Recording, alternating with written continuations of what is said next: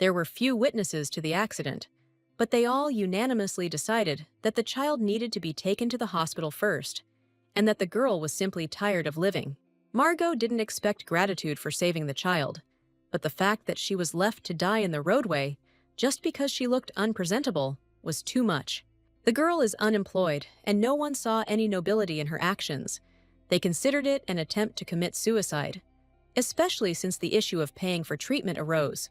Margot, on the brink of oblivion, sighed heavily, wondering why she was always treated like this, as if she were defective and did not deserve attention and care, when all she wanted was love. Margarita opened her eyes. Someone politely called her princess and announced that dinner was served. The girl didn't realize where she had ended up. Everything around her was so bright and sparkling that it was difficult to open her eyes. The most amazing thing was that the girl felt a crown on her head.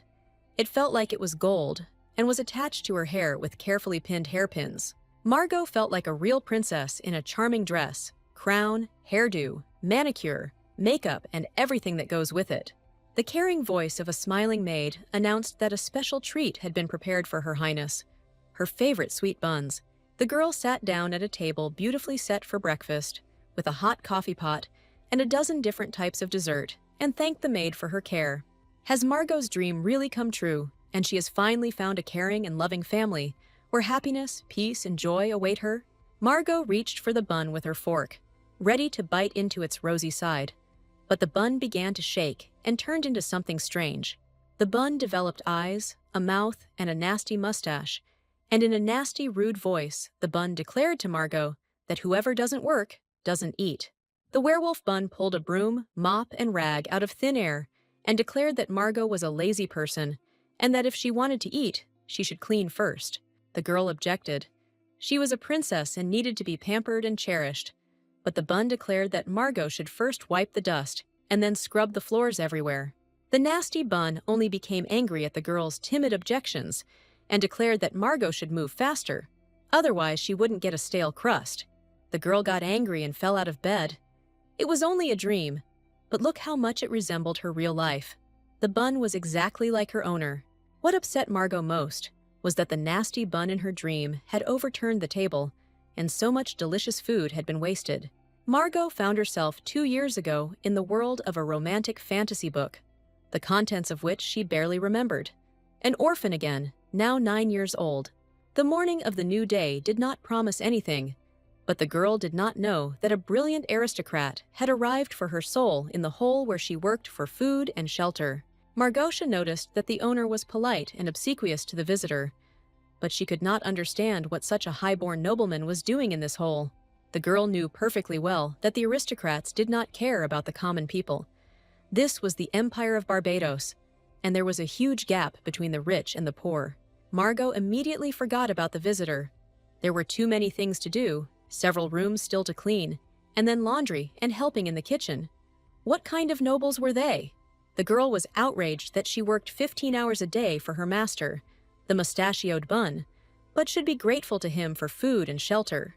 Remember the ray, here is the sun, and the mustachioed bun. As soon as Margot thought about him, he appeared behind her and declared his traditional, "He who does not work, neither eats." The girl was indignant. She had worked hard. The room was almost cleaned, and he brought dirt from the street on his boots, and she had to wash it again. The owner declared that he would punish Margot for her insolence later. A nobleman had come to visit her, and she should appreciate it. Margot looked around, and right in front of her stood a simply incredible man. Only a blind person could have mistaken him for a commoner. The girl was amazed by the man's beauty and stateliness, but she had never met him before. The man looked closely at Margot and declared that a DNA test was not needed here. The similarity was visible to the naked eye. The nobleman exclaimed something like, "Finally, I have found you, my daughter," and introduced himself. It was Count Bernard Ruby de Hart. His family owned the western lands of the empire. Margot remembered that she woke up in the western lands, starving and wandering. She tried to find her relatives, but to no avail. Count Bernard asked the girl what her name was, and she replied that her first name was Margarita, but she didn't know her last name because she was an orphan and didn't remember her parents. Margot wondered why his lordship decided that she was his lost daughter, how he recognized her. The Count explained that he had a portrait of his daughter. It was painted immediately after her birth. She was tiny and lovely, and now the girl had grown up. Margot expected the Count to say that she had become prettier and was generally incredibly sweet. Only the man remained thoughtfully silent and looked Margot over from head to toe with a searching gaze. Bernard stated that he had doubts about the portrait, but now he sees that his blood flows in it and announced that he intends to take the girl. The owner was only glad. Margot's opinion didn't interest anyone, and after some time, she was already sitting in a carriage opposite the Count and traveling in an unknown direction. Margarita was interested in the question of why the Count had come for her only now. Bernard explained that he simply could not find her. The fact is that just a couple of days ago, Bernard Ruby had no idea that he had a daughter. Bernard convinced Margot that it was difficult to find information about her. He had only recently learned that she was alive and had immediately rushed after her. Margot wanted to believe it, but the Count never looked her in the eye while he was saying all this. No respect for his interlocutor, or simply an obvious lie. Margarita thought it turned out that her existence was hidden from the Count, so he could not find her, in which case she should be grateful to Bernard. Only Margot knew the customs of the Barbados Empire. There was no room for sentimentality, and everything had to be paid for. The girl said that she had learned the official version well and would tell it to everyone, but now she wanted to hear what really happened. The Count was amazed at the girl's intelligence and asked how she realized that he was lying. Margot replied that she did not believe in miracles, and the Count, upon seeing his supposedly more ardent, beloved daughter, did not shed a tear. Bernard doesn't care whether Margot is his biological child or not, so he didn't bother with a DNA test. For some reason, he needs a girl whom he can pass off as his daughter. The Count was satisfied that the girl was not stupid and offered her a deal that would be beneficial to both of them. The point was that a few days ago, the Count's 8-year-old son had died in an accident. Bernard warned that no matter how compassionate Margot looked at him, he mostly didn't care about the boy.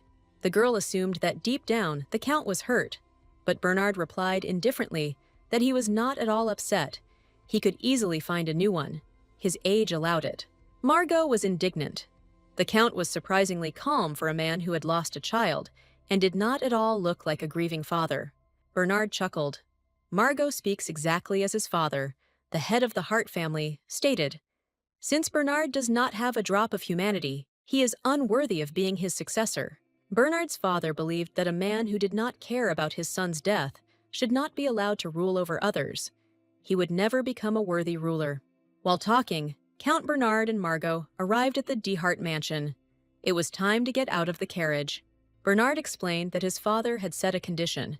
He had to find his illegitimate daughter. Such a one actually existed somewhere, but he had no time to search for her. If Bernard finds the girl and takes care of her, then he will most likely be able to find at least a drop of humanity, and then the title of heir will be returned to him. Margosha understood why the Count needed her, and the desire to have a daughter had nothing to do with it. Bernard declared that he could never have been inflamed with a fatherly love for the first slut he met, and Margot had hoped for this in vain. On the other hand, Bernard guaranteed Margot a comfortable and trouble-free life in the de Hart mansion. All she had to do was pretend to be his daughter. Margarita had to pretend to be a loving family in exchange for food and shelter. It was unpleasant, but better than doing hard work and going hungry for the same thing. Count Bernard admitted that he was ready to pay a tidy sum for Margot, but the owner of the flophouse made it easy for him and gave the girl away for free. Margot became wary, since Bernard was ready to buy the family with money.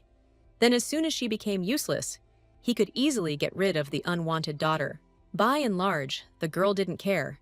She was tired of living in a dirty closet and eating scraps. She was being given a chance to start life with a clean slate, and she wouldn't let it slip away. Margot agreed to Bernard's proposal and promised to do everything to help him achieve what he wanted. The girl hoped that by making the de Hart family take her into account, she would find a life full of happiness and true love. The de Hart family's mansion was striking in its luxurious decoration and furnishings. Even the chandeliers were decorated with diamonds, a rarity in the empire. This family was much richer and more influential than Margarita could have imagined.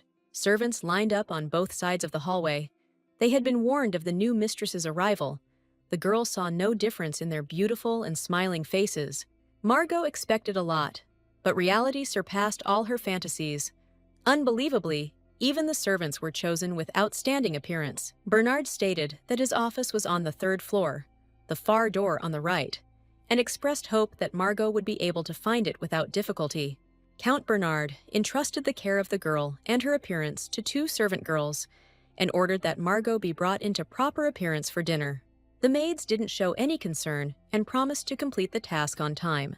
Bernard ordered Margot to come to the dining room at exactly 6 o'clock in the evening, since it was customary in the family to dine together, and at the same time, he would introduce her to all the relatives.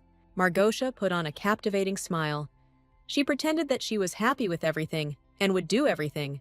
Inside the girl, everything was screaming with indignation. Was she really so dirty that she needed to go wash herself right away? The behavior of the new father infuriated Margot.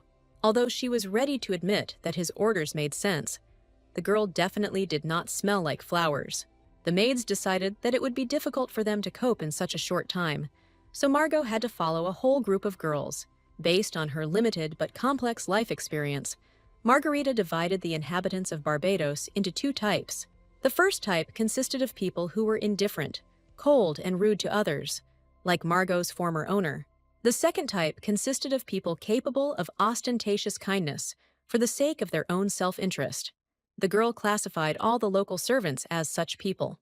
Margot decided that she had to keep a straight face and not let her guard down for a second. Although Margot may be considered the daughter of DeHart's eldest son, in fact, she is a commoner, and sooner or later they would start to persecute her. But she could not back down. The girl decided to prove to everyone at any cost that she was a true DeHart, no matter what it cost her. The procession arrived at Margot's room, and one of the maids asked if the mistress would like to spend a little time talking with them. Margot nodded. She didn't expect that after this, the girls would rush to her with hugs and call her cutie and charming. The maids decided that the girl was so pretty because she was the daughter of Count Bernard. With such a lovely face, this child could only be of noble birth. The maids dragged Margarita into the bathroom. They promised to make the girl the most beautiful in the world. The girls had to do a huge job of transforming the slob into the Count's daughter, and all the free servants came to help. Choosing a dress took a long time. Margot tried on at least a dozen before the maids found the one that, in their opinion, best suited her complexion. Then they chose the decorations. Margot didn't even have time to react to everything. All she could do was go with the flow and wait for the result. Having finished their work, the girls asked Lady Margaret to look at herself in the mirror. Margot shuddered. Even the mirrors in the mansion were gigantic. But what she saw in the magic glass brought her into indescribable delight. Margarita always considered herself quite cute, but in this outfit, she looked like a completely different person. The girl liked everything incredibly. The maids said that the elder master only ordered them to help her bathe and change clothes. But the lady was so sweet that they became engrossed in transforming her appearance. Margot clarified, "Which means there is a younger gentleman in the family." One of the girls confirmed her words. The DeHart brothers are handsome and smart. The girl bowed and introduced herself as Beatrice, the head maid, and if the lady needed anything, she could contact her at any time. Bertisa announced that the servants had prepared a small surprise for Lady Margaret and handed her a raspberry lollipop. Margot had hardly seen any sweets like this one. The girls said they didn't know what the lady liked, so they chose the most popular sweet. The kindness of the servants alarmed Margot. It was strange that people who barely knew her decided to spend money to make the girl's life sweeter and more fun. Beatrice understood the girl's wariness. Judging by the appearance in which the young lady arrived at the mansion, her life had not been easy. The head maid smiled and asked the young lady not to refuse the gift. It was given with a pure heart. At first, Margarita was categorically against it. She decided not to get attached to anyone here and to be on guard all the time. After thinking, she thanked Beatrice and accepted the lollipop. It was only her first day here. There was no point in ruining her relationship with the servants. Margot's actions caused an explosion of emotions in the head maid, and a new wave of hugs fell upon the girl. Margarita decided that today, she would simply go with the flow, and later she would decide how to treat whom here. Margot practically ran down the long corridor of the mansion. She couldn't be late for dinner. Her first meeting with her family was coming up. The corridor did not end. To her regret, Margarita forgot to specify where the dining room was. Margot was late because after swimming and having a light snack, she fell asleep. Now she felt full of strength and energy, but she was late for dinner. A human figure loomed in the distance of the corridor. It was clearly a male child. Margarita shouted after the guy that he should wait for her and not rush to leave. It seemed that the boy did not hear Margot. Although this was impossible, she was screaming loudly enough. Margarita got angry. She almost caught up with the guy and wanted to demand an answer for his rude behavior. The girl didn't have time to say anything. The boy clearly didn't want to make contact. The guy suddenly took off, and Margarita was again left far behind, which infuriated and surprised the girl. Margot decided that if she let him go, she wouldn't be able to meet anyone else and would definitely be late for dinner. The girl ran and finally managed to catch up with the strange boy. She needed to find out where the dining room was. Margot grabbed the guy by the jacket and he stopped. The girl asked him for forgiveness and justified herself by saying that he was her last hope. Margarita, without letting go of the boy's jacket, asked him to show her the way to the dining room. At that moment, she took in his appearance: jet black hair, scarlet eyes, snow-white skin. Standing before her was none other than the son of the younger gentleman, the future Count Ethan. The de Hart estate belongs to Lord Salvador. His sons live with him, the eldest, Bernard, and the youngest, Edward. The youngest has a wife and 2 children. The eldest is Ethan. Ethan, the future genius swordsman and a handsome man, now stood Margot next to his younger self, and she urgently needed to establish a relationship with him. Ethan was indignant. Judging by her unceremonious behavior, she was the very Margarita that his uncle had spoken about. The boy was indignant that Margarita had gotten violent and was asking where the dining room was. Ethan declared that only members of the de Hart family ate in the dining room, and whoever gave the right to an outsider like her to sit at the same table with them, he would not put up with her and would drive her out. Margot was surprised. The servants obeyed her without question. But with this little one, everything was different. But could this frighten her? The girl decided that it would even be interesting to try to tame this tiger cub. Margarita looked down on the guy and haughtily said that she didn't remember asking his permission to live in the mansion. The girl needed only one thing: for the guy to show her where to go to the dining room, where her father and uncle were waiting for her. Margot said that this was the only thing she needed from him, and then the guy could get lost. Ethan was indignant. How dare she mock him and speak so rudely? She completely lost her fear. Margarita retorted, "He is the one making fun of her. Where is his conscience? He is calling a girl a stranger who has barely crossed the threshold of the house and is connected to him by blood ties." The girl stated that she also does not yet consider the guy a relative, since relatives do not behave like that. The guy was indignant. How could she speak like that to the eldest grandson of de Hart? Margot replied that it meant that they really were one family, and it was not for him to decide whether to recognize her or not. Ethan called Margot impudent. The girl was indignant. Did he really continue to bully someone who is weaker than him? Margot is happy that she has a cool older brother. The boy liked being called a cool older brother. It was a thought-provoking phrase. Ethan turned away abruptly and walked away. The girl tried to stop him, but Ethan said that she should not follow him. He was going in a completely different direction. At that moment, one of the maids appeared. The girl was surprised to see the young gentleman talking in the corridor. The maid thought that the children got along well, and maybe even became friends. This situation made her happy. Ethan wanted to be indignant, and already opened his mouth to object to the girl. But the maid said that the young gentleman should hurry. They were already waiting in the dining room. Margot teased her brother. He said that he was going to a completely different place. The boy growled at Margot, and she quietly laughed. The future sword genius was a rather cute child. The maid asked Margarita how she managed to get so lost. Her room was closest to the dining room. The girl realized that she was lost in the 3 Pines. She was walking in circles and did not even notice it. Ethan took the opportunity to tease his sister, grumbling that she should remember the way and not cause people unnecessary trouble and not be a disgrace. The guy left, saying that the girl should, in any case, remember who is in charge in this house. Margot believed that de Hart's offspring could have expressed himself more politely. Margarita decided not to dwell on Ethan. Now she was about to meet his family for the first time, and she needed to get a good idea of what they were like. The girl entered the dining room. Bernard was already there and was apparently impatiently awaiting her appearance. The woman sitting at the table next to Ethan admired Margot's appearance and thought she was charming. Madame admitted that she should have greeted Bernard's daughter earlier. and apologized for the delay. Margarita curtsied gracefully, greeted everyone gathered at the table, and introduced herself. Madame, who was actually Ethan's mother, the beautiful Irene, welcomed her new relative and invited her to the table. Margarita settled into the chair assigned to her and turned her attention to the man sitting on the other side of Ethan.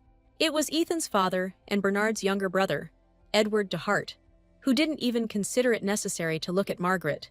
Compared to Edward, Bernard and Ethan looked like angels. A heavy aura spread around the younger brother. The girl decided that it would be difficult to get along with him.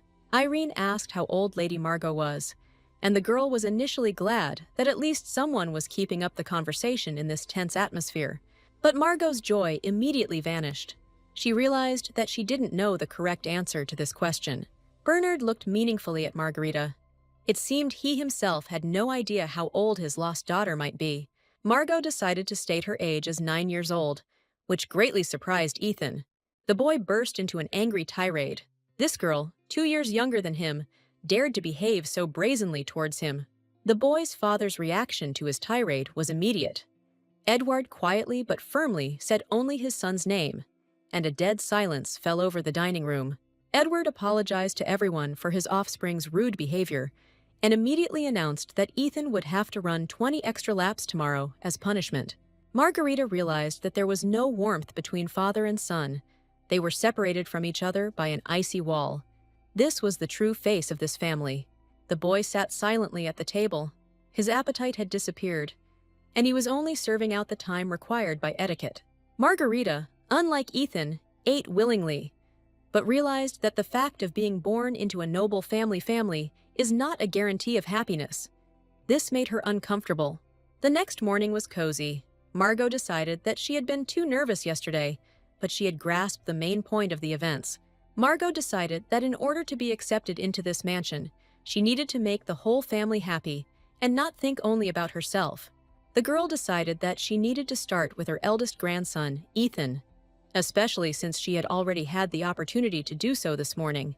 The girl pulled back the curtains and saw her older brother diligently running around the training ground, following his father's instructions.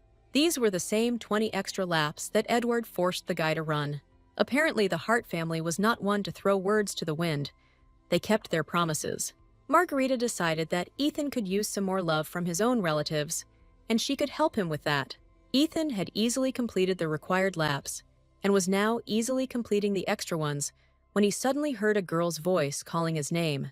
The guy looked back and saw that his new cousin was catching up with him. Margot easily caught up with Ethan and suggested that they run together. The boy noted that Margarita ran easily and freely and was not out of breath at all. Ethan asked what Margot was doing there, and the girl replied that she intended to serve her sentence with him, since she was the cause of it. Ethan ordered Margot to stop, but she replied that she was not asking his permission, but was running because she wanted to. The guy was indignant. He had noticed since yesterday that Margot was calling her simply by her first name. In fact, he was 2 years older than her and deserved to be treated with respect. Margot knew this, but pretended not to understand what it meant. Ethan declared that she should call him Big Brother. Margarita clarified how she could call him an older brother if he didn't consider her part of his family. Ethan was confused. He did not expect such a turn of events because of yesterday's words, and Margot clarified that maybe he wanted to become closer to her, since he wanted her to call him that. The boy began to object categorically, but Margot realized that Ethan was simpler than he wanted to seem, and it would be easy to get along with him. The girl agreed to call Ethan her big brother, on the condition that he fulfill one of her requests. Margarita wanted Ethan to become her swordsmanship teacher, and then she would address him with respect. Ethan expected any request, but not this one. A former commoner, and even a girl, suddenly wanted to learn fencing. It was a shock to him. Margot knew that Ethan was learning swordsmanship from his father, Edward, captain of the King's Guard. Edward DeHart was one of the best swordsmen of the Barbados Empire and neighboring countries. In the novel, the plot developed mainly around the head of this family, Lord Salvador, so Margot knew practically nothing about Edward. The girl assumed that if she became Ethan's apprentice, and therefore his father's, she would be able to obtain information not only about them, but about the entire DeHart family. Ethan categorically refused to teach such a brat as Margarita, The girl did not expect that he would easily agree to her proposal. The guy said that the sword is not a toy. It is a dangerous weapon. Margosha did not consider his argument serious. He just had to teach her, that's all. But Etin agreed. Margarita knew two ways to get what she wanted. The first was to negotiate. If the first didn't work, then the second method could be used, which consisted of taking away what was desired by force. Margot offered a deal. If she defeated him in a duel, Ethan would fulfill her request. The boy was against it. He was trained by his father, the captain of the Imperial Knights, and agreeing to a duel with an inept girl would be tantamount to shame for Ethan. Margarita stated that if she asked for training, it does not mean that she is a complete zero in the art of the swordsman. Margot wondered if her father or uncle had ever told Ethan that she had grown up in the slums, where she had been taught the art of the sword by real war heroes. So it is still unknown who is cooler, and in general, Margot is capable of giving a rebuff to Ethan's father, and his uncle, and any other knight of the Empire. Margarita decided that Ethan needed to be provoked, so she bragged so much. The girl saw Ethan looking behind her, and his face taking on a wary, stony expression. This always happened when the boy saw his father, especially now, when Margot boasted, and he himself looked not at all aristocratic. But Margarita was delighted with Edward's appearance. She generally liked the men of the de Hart family, one more handsome than the other. Margot looked at Ethan's father with admiration. Her uncle was magnificent.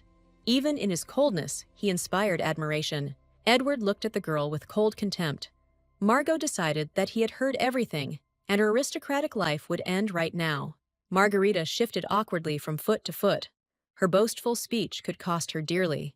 Edward asked his son what was the reason for the commotion he and his cousin had caused.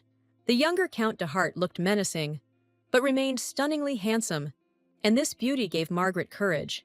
The girl answered before Ethan could, stating that she had challenged her cousin to a sword fight, and that if she won, she wanted her uncle to train her as well. Edward was taken aback by the courage and determination of this little girl, and became interested in Margarita. The man asked if Lady Margaret really wanted to fight Ethan with swords, and if she had hit her head to suggest such a thing. Margarita was about to take offense and respond with something harsh, but she heard familiar footsteps behind her. Bernard, who unexpectedly appeared in the training arena, warned his brother to watch his language and not insult his daughter. The girl really wanted her adopted father to add that she was of sound mind and capable of fighting her cousin. Bernard said that a little fun wouldn't hurt them all, and offered to make a bet with his brother. The children were surprised. They thought that he would be against their duel. Edward was convinced that this was a waste of time with a predetermined outcome, but Bernard advised his brother not to be so self-confident. Since Edward was so confident in his own son, Bernard offered him to bet on the rights to develop the Sias River, which was located on his territory. In the event of Lady Margaret's defeat, Edward would receive exclusive rights to the siege weapon that Bernard was currently developing. Margarita decided that the brothers were joking. They were putting the resources of their lands at stake because of a children's duel. It was incredible. Edward agreed to let Margarita fight Ethan. From Margot's point of view, it was noble. But Bernard was very surprised. The new father was unaware of his daughter's abilities, but for some reason he believed in her success. Bernard told the girl that the right to develop the river was at stake. It was a profitable business. He trusted her confidence and believed in success himself. Margarita was serious, and Bernard decided that she was unhappy about something. He believed that the girl should be happy about his trust. Margosha smiled slyly and asked whether, in the event of her victory, the rights to develop the river would really go to Bernard, and that in that case, she would receive it personally. Bernard laughed. So that's how she looks at this issue. That's wonderful. He promises that if Margot wins, he will give her 500 gold pieces. Bernard hoped that Margarita would live up to his expectations and that she had her own plan to defeat Ethan. Margosha promised her daddy that she would give it her all, since it was a matter of 500 gold coins. Bernard was surprised. And who did she take after? So selfish. The girl smiled. Definitely not after him. Maybe she shouldn't even worry. Margarita could not even guess what Bernard's true intentions were. But now she had no time for that. Her finest hour was coming. The girl hoped that she would be able to get training from a real sword master and earn a tidy sum. but Bernard was worried about whether she knew how to fight with swords. The girl replied that she had experience, and Bernard suggested that they have a one-round fight, with the winner being the one who was able to land the first blow to the opponent's body. The man who trained Margosha was a true war hero who had been in many battles. Ethan was forced to agree to the strange sparring and prepared for the fight. Margot remembered how Gunther, a former warrior and now a tavern owner, said that in a real fight, it was easier for a half-baked girl, even one as small as she, to win. Professionals make the same mistakes over and over again that can cost them their lives when they find themselves on the battlefield. Edward and Bernard watched the children's fight with interest, both wondering how it would all end. The fathers gave the command to begin, and Margot immediately began to put her plan into practice. Ethan expected his cousin to approach him and try to strike him with a sword, but Margot decided to act completely differently. The girl was told that the main mistake of professionals is their desire to fight fairly. She could not allow herself to do this, and therefore threw a sword at her brother. The unexpected reception surprised both DeHart brothers. They simply froze in surprise. Ethan never expected to get hit in the forehead with a sword without even making a single lunge. Gunther was right when he said that anyone bound by the code of knightly honor naively assumes that their opponent will play by their rules. That's exactly what happened. Ethan was knocked down, and then off his feet. Margot wasn't going to give her opponent time to recover. The girl immediately climbed onto her fallen brother and filled the yard with a cry of victory. It was all predictable. Ethan simply couldn't help but fall for her trick. He was too confident in himself and his swordsmanship. Pinned to the ground, strangled and disarmed, the boy could not immediately believe that his cousin had committed such an outrage. Margot admitted that she didn't have much strength in her body, but she was able to win. Edward announced to everyone that the fight was over, which came as a surprise to Ethan. The guy started to object. He didn't even have time to make one lunge, and Margot broke every conceivable rule of combat. Edward reminded them that there was an agreement that the one who struck the first blow would win, and Margot did it, unfortunately, in a real fight. Ethan would already be dead. Ethan didn't understand why this was enough for his father to admit defeat. He still believed the fight was unfair. Edward also considered Margot's reception dirty. He was completely unworthy of the title of knight. But Margot is not a knight, Edward chuckled. And in a real battle, the main thing is to catch the enemy off guard and kill him, in which case her practice is incredibly effective. Uncle asked who was Margot's mentor, who exactly taught her this technique. The girl replied that her mentor was Sir Gunther. Now he is just a tavern owner in Western Barbados. Margarita was the winner and could talk to Ethan's father almost as an equal. Edward thought for a moment, then ordered his son to follow him. It was time for the boy's real preparation. Margarita was perplexed. From Edward's reaction, she concluded that he was acquainted with Sir Gunther. Bernard could hardly contain his delight until his brother and son left. He was in admiration of his own daughter and thought that she was a great girl. The Count decided that a reward of 500 gold pieces for such a brave fighter as Margosha was not enough. Maybe his daughter wanted something else. Bernard lowered his hand to the girl's head, wanting to stroke her, but it wasn't very gentle. For Margot, it was like a slap on the back of the head. The girl was indignant. If her father wanted to pat her on the head, he should be more gentle and not slap her on the back of the head. Bernard apologized and promised to fulfill any wish of his wonderful daughter. Without thinking twice, Margarita made her most cherished wish. She really made it, but Bernard had to fulfill it. Count Salvador was having a blast. His eldest son's newly discovered daughter was incredibly funny. She made Ethan flinch from just one blow. The head of the family was eager to meet this girl in person. After all, she was another of his granddaughters. Salvador was grateful to his eldest son for bringing such an extraordinary personality into the house. If we think about it sensibly, then young Master Ethan was defeated by means of unfair means, someone present noted. Salvador frowned and stated that in a real fight, when life and death were at stake, there was no such thing as honor. Is it really better to boast about the death of a brave man when you go to the next world than to stand alive and well over the corpse of an enemy? Salvador asked. The objector hastened to fall to his knees and offer his apologies to the all-powerful head of the Hart family without waiting for the old man's wrath to fall upon him. Salvador believed that after death, everything loses its meaning. In a duel, everything is simple. Either you kill or you are killed. The subordinates did not dare to object to the commander. They understood that Salvador was absolutely right. Salvador decided that he could find a common language with his granddaughter. He already liked this girl, and the Lord decided not to delay. Salvador left his residence and went to the DeHart mansion. He decided that he wanted to visit his lovely granddaughter as soon as possible. Margarita stood in front of the closed door to the dining room, dying of impatience. The girl was unhappy that she was made to wait for so long. She thought that her cherished wish would be fulfilled much faster. The maid reported that everything was ready, as she requested, and invited Lady Margaret to enter. Margot hadn't yet decided what to do with the 500 gold pieces and made an additional wish. Not very significant, but something she had always dreamed of. The girl thought that she would, of course, do something that would please Ethan, but first she wanted to please herself.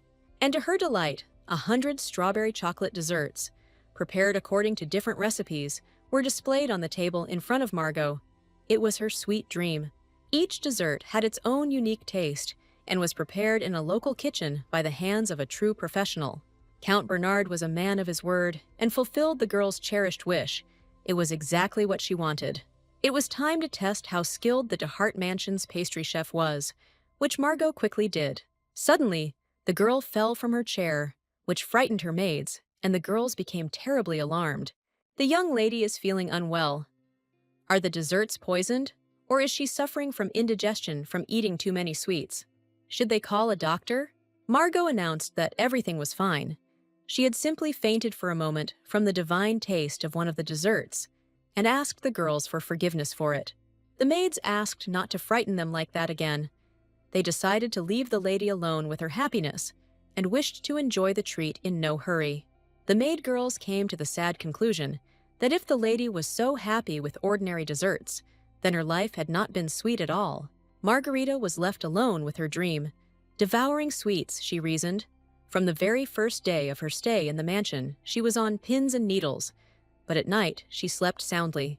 Now she decided to eat her fill, although she never complained about her appetite. Then someone's black head loomed next to Margot's chair. Large red eyes, full of longing and request, looked straight at Margosha. Margarita was perplexed when this child managed to enter the room. She did not hear any footsteps or the sound of the door opening. The girl was charming and so tiny, much smaller than Margarita herself. There was no doubt about it. This was Ethan's younger sister, another child of Edward and Irene, little Morticia. The girl was incredibly similar to her brother, but her facial features were much sweeter and more delicate, as befits a girl. Margarita noticed that Morticia was looking longingly at one of the desserts. She clearly wanted to eat a piece of cake. Margot realized that it would be awkward if she didn't treat Morticia. The little girl smiled and reached out her hands to the plate with the treat. The little girl was so sweet and not at all capricious. It was impossible to refuse such an angel anything. Margot thought Lady Morticia should be spoiled with sweets, but you couldn't tell from the girl's appearance. She handed the little girl a spoon and offered her a treat. Margosha couldn't understand why Morticia was looking at her so timidly and didn't dare touch the cake. She convinced the girl not to be shy. There was a lot here. The child timidly took the plate and had just raised his dessert fork over the cake when a loud warning cry came from the door. A maid who accidentally entered the room strictly forbade Lady Morticia to touch the dessert. Margarita didn't expect anyone to scream so loudly and flinched in surprise. Morticia dropped the plate with dessert and ran out of the room in fear. Margarita tried to catch up with her and calm her down, but the maid stopped her. The girl said that Lady Morticia was in poor health and was constantly taking medication, which meant she couldn't eat sweets. Margot was simply scared. She almost fed Morticia something that could harm the girl. Morticia looked at the cake with such delight, Margot remembered. It was simply impossible not to give in to those sweet eyes. The girl felt sorry for her cousin. She was born into a noble and wealthy family, but she couldn't even eat a piece of cake. The fragments of the plate lay sadly on the floor, mixed with the unmixed dessert. Without delaying for long, Margarita decided to visit Morticia in her room. The girl was drawing when Margarita entered the room. She was so engrossed that she didn't pay attention to Margot. Margarita was touched. Morticia was so charming that her chest ached. Morticia raised her pretty head. She was not expecting guests and was surprised by Margarita's visit. Margot handed her a bag of healthy sweets. It was a good way to please the girl. Margarita said that she prepared these treats with Leah, and they would be good for Morticia. These desserts have a simple taste, but they are made from healthy ingredients without the use of sugar or wheat flour. Leah allowed Morticia to eat a little. They consulted with the doctor, and he was not against it. Morticia could not worry and boldly help herself. The girl took the treat with trepidation. Her eyes filled with a strange moisture. Morticia turned away abruptly and began to quickly draw something. Margot was a little surprised by the girl's behavior. Morticia handed the girl a piece of paper with something written on it. Margarita apologized to Morticia. She couldn't read and therefore couldn't understand what the girl wrote. In her defense, Margot thought that even if she could, she would hardly understand the meaning of Morticia's scribbles. Morticia found a way out of the situation. She turned away again and spent a long time drawing something on a piece of paper. Margarita looked at the children's scribbles with curiosity and was surprised. What Morticia drew was so sweet and spontaneous that Margarita tenderly hugged the girl. The girl just wanted to say thank you to her cousin, so she drew her and Margot hugging each other tightly. Morticia drew a simply wonderful picture and gave it to Margot, who never tired of admiring it, and decided that the brother and sister had nothing in common in their personalities. Margot immediately admitted she was wrong. Ethan sometimes had sweet traits in his character, but mostly he was harsh and rude. Everything was fine, but Margot decided that she needed to learn to read and write as soon as possible. From now on, she would have to lead a lifestyle befitting a real lady. The girl heard sobs, and after a few steps, she saw the source of the sad sounds. Margarita wondered what could have brought her unshakable cousin to such a sad state. Ethan sat all alone in a secluded corner of the garden, sobbing softly. Margarita did not immediately approach her cousin. The girl hid behind the bushes and carefully watched Ethan. Margotia was no good as a spy because Ethan quickly realized that someone was watching him. The boy decided that they were enemies and prepared to repel the attack, but Margot shouted a warning that he shouldn't worry. It was only her. Ethan was surprised by his cousin's unexpected appearance in the garden at such a late hour. The boy was indignant. Margot should be more careful. He almost hit her with a sword. The girl said that it was her own fault and asked why Ethan was sitting there all alone. Margot asked her brother if he had really been crying. Judging by the marks on his face, he really had. Ethan categorically denied this possibility and calmly stated that Margot was mistaken. Margot was surprised. Her brother was sad, but surprisingly calm and balanced. The girl wondered where all of Ethan's enthusiasm had gone. She thought he would get angry and yell at her again. Margarita sat down next to the boy and asked what was upsetting him so much. Ethan sighed heavily. He decided to tell Margot everything, but he couldn't find the words. The issue was the young gentleman's psychological state. It seemed to him that he would need Margarita's help. Margot was surprised that Ethan was really asking her for help now, but that couldn't be true. The girl's eyes widened even more when her cousin admitted that after the fight with her, the boy was unable to concentrate on the fight. Ethan admitted that he couldn't even hold a sword properly. After losing to Margot, he realized that all his previous efforts had been in vain. Margot was outraged. Ethan shouldn't say and think like that. She cheated and used a dirty trick. Ethan objected. The fact remains, he lost. Today, the guy came out here to train, but he no longer knows what the point is. The guy had lost his way. He kept thinking that he had been on the wrong path from the very beginning. He considered himself simply untalented. Such words angered Margot. The girl was scared. Because of her, the future swordmaster considered himself a mediocrity. She cannot ignore this. Who will then stand up to defend the empire? Margarita asked Ethan with concern if he was really going to quit training. The boy replied that this was out of the question. The heir of DeHart could not but wield a sword. The guy had no intention of giving up, so he asked Margarita to help him overcome his uncertainty. Ethan said that regular training was not enough for him. He needed a completely different approach, so he asked Margot to introduce him to the person who trained the girl. The girl thought about it. Now she understood why Ethan was destined to become the best swordsman in the Barbados Empire, and why the Count had high hopes for him.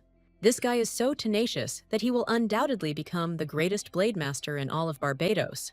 The town greeted the children with the same dirty streets and sooty walls. Margot and Ethan made their way through the market crowd.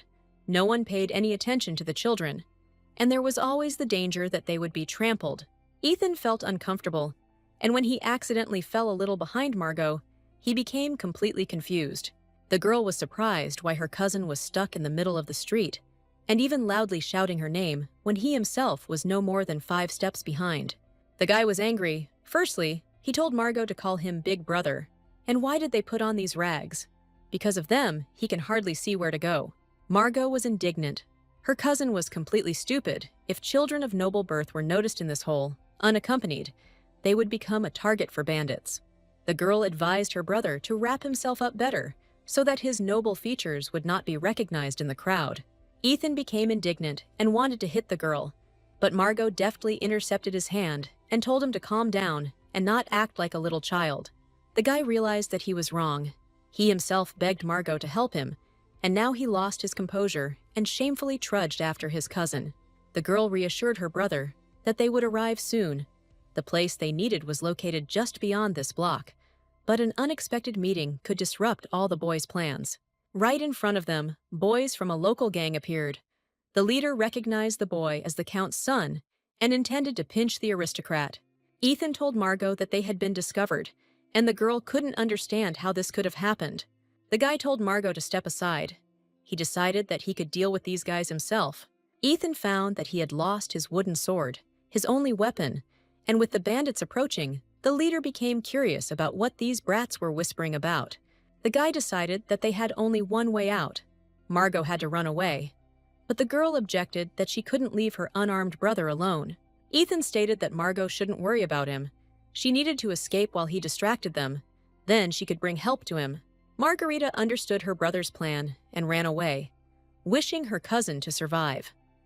The bandits tried to detain the girl, but to no avail. Escape was the only way out. Margot would have to make a detour, but she urgently needed to find Mr. Gunther and ask for help. She ran and hit the legs of a man in a cloak, with a sword in his hands. He was perplexed as to where the offspring of a noble family had appeared in this hole. The man saw that a whole group of city bandits were chasing the girl, with clearly non-peaceful intentions. The man drew his sword and dispersed the girl's pursuers in an instant. Margarita just opened her mouth in surprise at how quickly and deftly he managed to do everything. One of the bandits decided to take Margot's cousin hostage and use the boy to protect himself from the children's unexpected savior.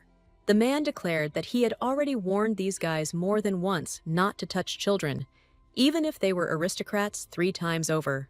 The man regretted that these guys don't learn anything. Didn't they understand that it was life-threatening? Margot recognized her savior and was delighted. It was the one they were looking for, Mr. Gunther himself. Gunther didn't recognize the girl, but Margarita was glad that she met him here and now. Gunther asked the girl who she was, how she knew his name, and why she was so happy. Margot wondered if she had really changed that much in such a short time, or if Gunther had simply forgotten about her. The girl was outraged that Gunther could so quickly forget about his best student. Gunther took a closer look at the girl and laughed happily. Margot had become so beautiful that he hardly recognized her. They were already sitting at a table in Gunther's tavern and talking. The mentor was glad that Margot had been taken in by the Count's family.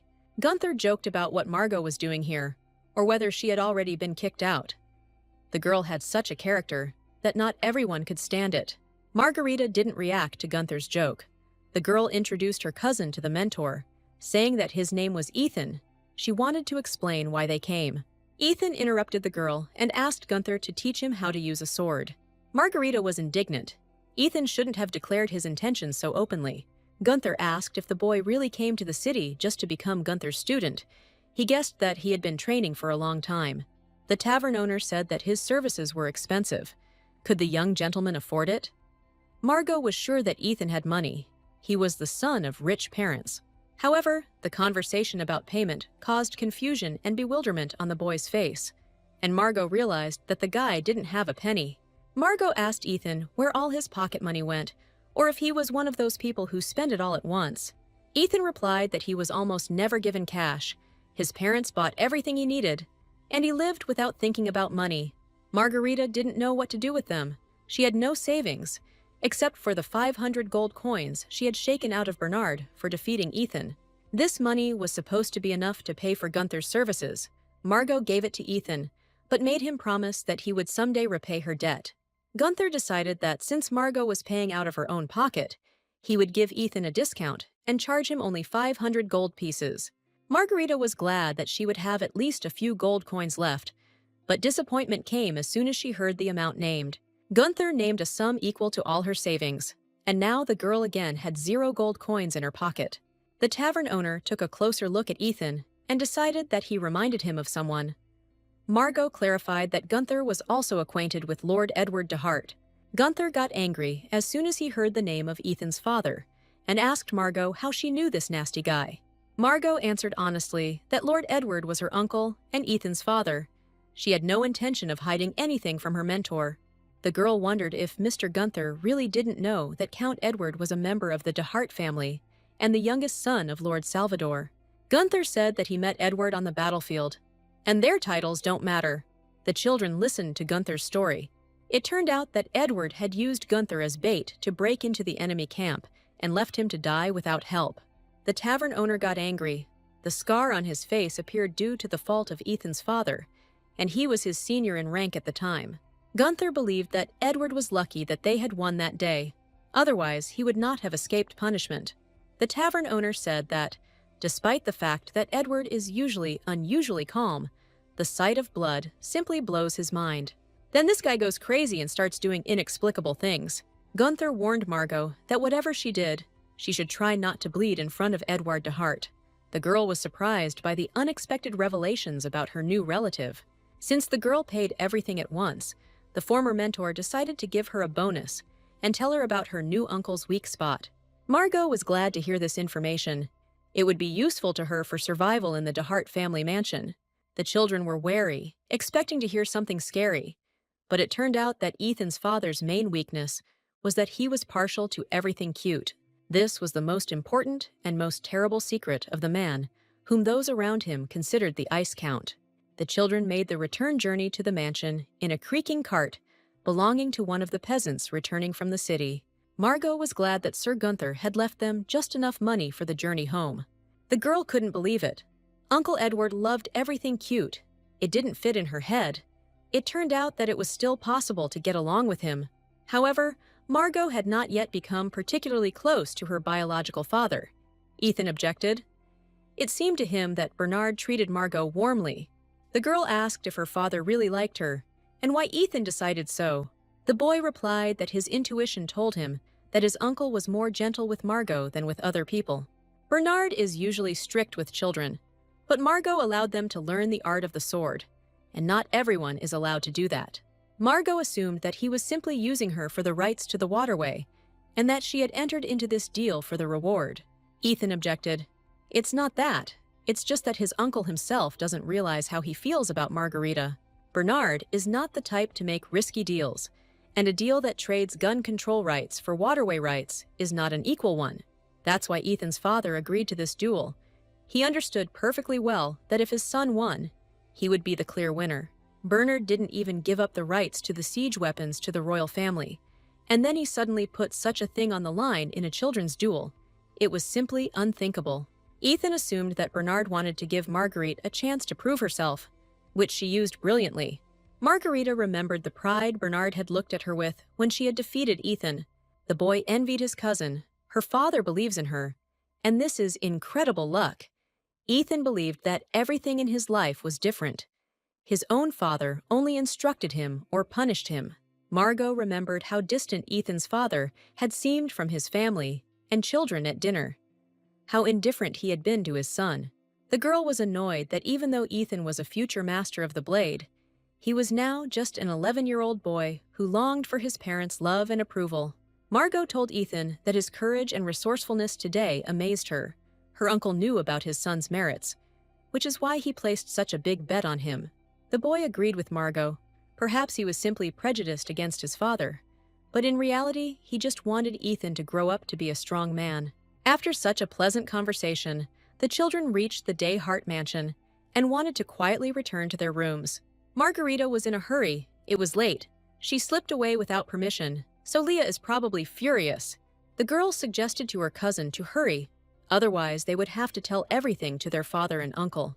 The children quietly entered the mansion, thinking that they could sneak in unnoticed, and they had almost succeeded. Ethan's gut instinct was screaming that they wouldn't succeed, but Margot urged her brother to hurry. Ethan stopped Margot, and they were met with a terrible sight that they should not have seen. Ethan's father was lying unconscious on the floor. The boy was worried. His father was in excellent health, and suddenly, such an incident happened. Unexpectedly, the head of the D. Hart family appeared before the children. Grandfather declared that he had been waiting for his grandchildren for a long time. Margot was glad to finally meet Lord Salvador, but the setting for the meeting was not very convenient. The head of the De Hart family, and the most powerful man in the empire, sat comfortably on the stomach of his own son, who lay in a deep swoon. Salvador Haran de Hart looked at his dumbfounded grandchildren with a grin. The boys would have a lot to explain to him. In front of Margot was her grandfather, but he looked much younger than the girl had imagined. What's more, his youngest son looked worse. Margot had read that Salvador was young and handsome beyond his years, but she couldn't bring herself to call the man she saw before her a grandfather. Salvador looked young and energetic, yet he exuded an all-consuming grandeur that was not found in ordinary young men. Margot saw the aura surrounding Lord Salvador. It seemed as if the girl could touch the threads swirling around him. Salvador patted Edward's chest, still lying unconscious on the floor, and invited Margarita to sit down next to him. Margarita understood that if she sat on her uncle's chest, it would be a real disaster, at least for her. What a strange man, the girl thought. How can he give such terrible orders with such a calm expression? Margot had no choice but to cheat. She had one clever trick in store for such a case. The technique, honed to perfection, worked flawlessly. Margarita pretended not to understand who was sitting in front of her. Salvador didn't expect his granddaughter to be so slow-witted. He had been told that she was a very smart girl. Ethan wanted to warn Margot that it was her grandfather, but the girl did not listen to him. She loudly declared that whoever he was, it was impolite to sit on an uncle. Salvador laughed. He could. He just taught Edward the rules of our house. Margarita was indignant. Is this how they teach rules? This is beyond all bounds, and the young man should immediately get up from her uncle. The girl categorically and sternly stated that no matter how angry the young man was, he had to show respect to his elders. Witnesses of this scene expected that incredible punishments would now fall on the girl's head. Could the head of the family really tolerate such treatment from a little girl? Ethan expected the same thing. Only a crazy person, or someone who didn't know any fear, could call his grandfather his father's younger brother, which is basically the same thing. A silent scene arose in the hall. The servants held their breath, awaiting the inevitable storm in the form of Lord Salvador's wrath. Margot acted quite consciously. She knew perfectly well that any adult loves to be told that he looks young, even if he understands that it is flattery. As people get older, they cling more to the visual appearance of youth, and there was some doubt that Salvador would fall for it. The trick worked. Lord Salvador burst into loud laughter, astonishing those around him with his ringing, youthful laughter. Margarita was a little scared. Who knows? Maybe he was laughing before giving the order to throw her out of the estate. Salvador wiped away the tears of laughter that had welled up in his eyes. He hadn't laughed like that in a long time. Margot called him her grandfather, the younger brother of her younger son, and that was wonderful. The head of the family, despite his menacing appearance, was not without coquetry. Salvador asked the servants if he really looked so young. When Grandpa declared that his granddaughter was even funnier than he expected, Margot realized that her trick seemed to have worked. Salvador stopped laughing and announced that he was not going to move from his spot anyway. Edward was at fault. He went to the battlefield without permission and brought trouble upon himself, the head of the family categorically stated. Margarita felt her grandfather's aura with her whole body. It was an oppressive pressure, a simply deadly effect. Ethan was the first to rush to Margot. He saw that the girl was feeling ill. She couldn't breathe. She couldn't even utter a word. Just a moment ago, Margot had considered Salvador an incredibly handsome man, but now he only evoked pity in her. If this continued, she would feel really bad. Something incredible was happening before Ethan's eyes. A girl much younger than him was successfully resisting Salvador's mental pressure. The servants looked at this incident as something incredible, something they had never seen before. Overcoming the pressure and gasping for breath, Margarita tried to say as clearly as possible that it was wrong and ugly to act like that, even with a stranger. It's especially unnatural when they treat their own son so disdainfully, Margot blurted out, with a painful exhalation. Once she did that, it became a little easier, and she continued, "All children are similar, they desperately crave parental approval. No child in the world deserves to be abused," Margarita stated categorically and courageously. Salvador became angry. For the first time in a long time, he felt worthy resistance. And from whom? From a little girl who had not yet really become part of his family. It is unknown what would have happened next, but Ethan saved the situation. He hid Margot behind his back and asked his grandfather for forgiveness. The boy stated that Margot had only recently arrived at the estate and didn't know a lot of things. He would talk to her himself, and if anyone deserved punishment, it was him. Margarita was confused as to why Ethan was doing this in order to protect her from their common relative. This, so to speak, grandfather was much scarier than Ethan's father, and the boy so fearlessly rushed to protect Margot. Something unexpected happened. Salvador grinned and said that since both his grandsons insisted, he would get up. Salvador loudly declared that his grandchildren were real daredevils, and he had no doubt about them. The head of the family took out an elegant dagger, just the right size and fittings for a 9-year-old girl, and handed it to Margot. Salvador asked his granddaughter to accept his gift and never part with it. Grandfather knew that Margot had defeated Ethan in a duel through cunning, but it was still a victory, so he decided to give her this dagger for self-defense. Margarita tried out the weapon and was completely delighted. It was magnificent. In front of the stunned servants, Lord Salvador took his granddaughter by the hand and said, "Welcome to the estate. Now this is her home too." At that moment, Margarita realized that she had won the young heart of the old lord. Margot couldn't even imagine that she would meet Salvador. He was spoken of as a busy man. But after this meeting, the grandfather loved spending time with his granddaughter. Salvador especially enjoyed combing Margarita's hair and creating cute hairstyles. Margarita thought that her paths with the head of the family would rarely cross. But in reality, everything was different. Whenever Lord Salvador got bored, he would call Margot to chat with her. The grandfather was also interested in how his granddaughter lived before Bernard found her. Salvador also had conversations with the girl about political topics, although she was not very pleased with this.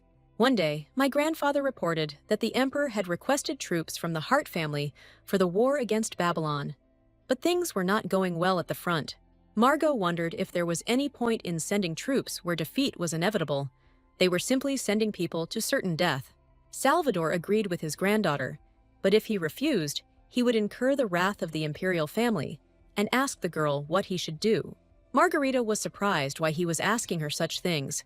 She was very small and did not understand many things. Margot did not answer. The grandfather himself decided to refuse the emperor. The hairstyle, as always, turned out great. Salvador joked that when he was fired from all his posts, he would go and do hair for little ladies. Margarita never ceases to be amazed at how well Salvador braids and does hairstyles. Margosha asked how her grandfather had acquired so much experience in an occupation uncharacteristic of men, noblemen, as he had done someone's hair before. Salvador replied that he was doing this for the first time, but his granddaughter had soft hair and braiding it was a pleasure. The girl's grandfather told her that members of the Hart family quickly succeed in everything they undertake. Salvador was sure that Margot was the same. Since his blood flows through her, she will be the pride of the Hart family. Grandfather was sure of this. Salvador decided to lend Margot the book, The Emperor, and recommended that she read it before their next meeting. Margarita took the thick book and decided that forcing a small child to read something like this was real mockery. Salvador found the book interesting and useful, and was surprised by Margot's protest. Plus, Margarita told her grandfather, she simply doesn't know how to read, not at all. Margarita told the truth and realized that she had disappointed Salvador. It was a shame. She had just started to get used to the family, and suddenly such a bummer. At this rate, the status of the most beloved and charming granddaughter of the all-powerful grandfather will be under threat. Margarita humbly asked to be given at least a week to study and read the book. Salvador was surprised that Margarita needed a whole week to read this small book. It didn't seem like his granddaughter's style. Margosha claimed that in a week she would learn to read and write perfectly. The girl decided that this was her chance to restore her authority. What a sensation! The girl mastered reading in 1 week. Salvador thought for a moment and stunned Margot by telling her that she only had 3 days. Margarita was indignant. 3 days was not enough to remove all the gaps in her head. Had she really heard correctly? Salvador confirmed that she had heard everything correctly. A week was too long, and he was giving her 3 days to do everything. Margarita was perplexed as to how she could learn everything in 3 days and begged to be given at least 4 days. Salvador chuckled and announced that he had thought about it and decided that 2 days would be quite enough. Margarita didn't know what to say or do next. Her grandfather's demands seemed impossible to fulfill. Salvador was sure that Margot had the blood of their family, capable of quick learning, and it was necessary to find out whether the girl could demonstrate this ability. Grandfather believed that this situation was a chance for Margarita to prove that she had a predisposition to this ability. Salvador left his granddaughter no room for refusal, and there was no chance of her not completing the task. Margarita suspected that something like this would happen sooner or later. It was a test of her limits. The girl bravely took up reading the book. Even though she couldn't read, she reassured herself that she would succeed. Margarita struggled to make her way through the intricacies of reading and realized that not everything was as simple as she thought. Everything was much more complicated than she thought. There was no use in textbooks. She needed a teacher who could teach Margot to read. Ethan appeared in the room and asked if his cousin was still on the front page. Margot thought he was going to call her a fool. The girl told her brother that she had no time to play with him and that he should leave her alone. If Ethan can't and won't help her, then he can go about his business, Margot stated categorically. Ethan said that Margot shouldn't be angry. He would be happy to help her, and she didn't refuse to help him with training. Margarita couldn't believe her ears. Was the solution to all her problems really standing before her? Margot hung on her brother's neck with a joyful cry. Of course, she wanted him to help her. She couldn't handle it on her own in such a short time. The girl almost knocked Ethan off his feet. The boy was confused. He did not expect such a violent display of feelings from his cousin. Ethan was even indignant. He always asked Margot to call him her older brother, but the girl continued to be overly familiar. Margarita was ready to fulfill any demand of Ethan, if only he would teach her the intricate alphabet of the Barbados Empire. Ethan saw that Margarita was ready to work, which was nice and gave him hope for success. The boy decided to start from the very basics, and soon Morticia joined them. The three of them learned faster and more interestingly. Morticia soon got tired of looking at letters, and she took up her favorite pastime, drawing. After some time, the girl showed Margarita her masterpieces. Margot especially liked the drawing in which Ethan was depicted as a teacher. Diligently studying Margarita also looked incredibly cute from the point of view of the young artist. Morticia also drew herself. In the picture, she was diligently encouraging Margot, wishing her success in mastering reading. Margarita looked at Morticia in surprise. It turned out the girl had come to her room not out of simple curiosity. Morticia heard how difficult the task her grandfather had given Margot was, and came to encourage and support her sisters. A series of hugs followed, and despite the lack of time, Margarita could not resist hugging her little sister. Morticia's support did the trick, and Margot took up the work with even greater zeal. Not everything worked out right away, and the teacher, Ethan, was strict and picky. Margarita diligently learned letters and syllables. Writing in the Empire was complex. At the same time, Margot asked Ethan how he would answer his grandfather's question about the transfer of troops for imperial needs, and how to refuse without offending him. Ethan was perplexed. It was not at all difficult for his grandfather to refuse the emperor. They had been friends for a long time. Margot suspected some kind of catch in the matter. If she and the emperor were friends, then she didn't see any difficulty in refusing. The girl decided that now she should learn to read, and she could think about politics later. The next 2 days passed in persistent and continuous work. Margot took almost no breaks for food or sleep. Ethan and Morticia supported her. The former taught her everything he knew on the subject, and his sister supported her morally. The work was in full swing, and Margarita diligently studied the alphabet of the Empire and the book The Sovereign. The next morning, Ethan opened his eyes quite early and found that Margot was no longer asleep. The girl was sitting over a book and reading with interest. Most likely, she had not gone to bed at all. Ethan remembered that Margot had planned to go to bed early, but apparently she had gotten carried away and was still reading. The boy was pleased to look at his sister. Margarita was as stubborn as everyone else in the Hart family.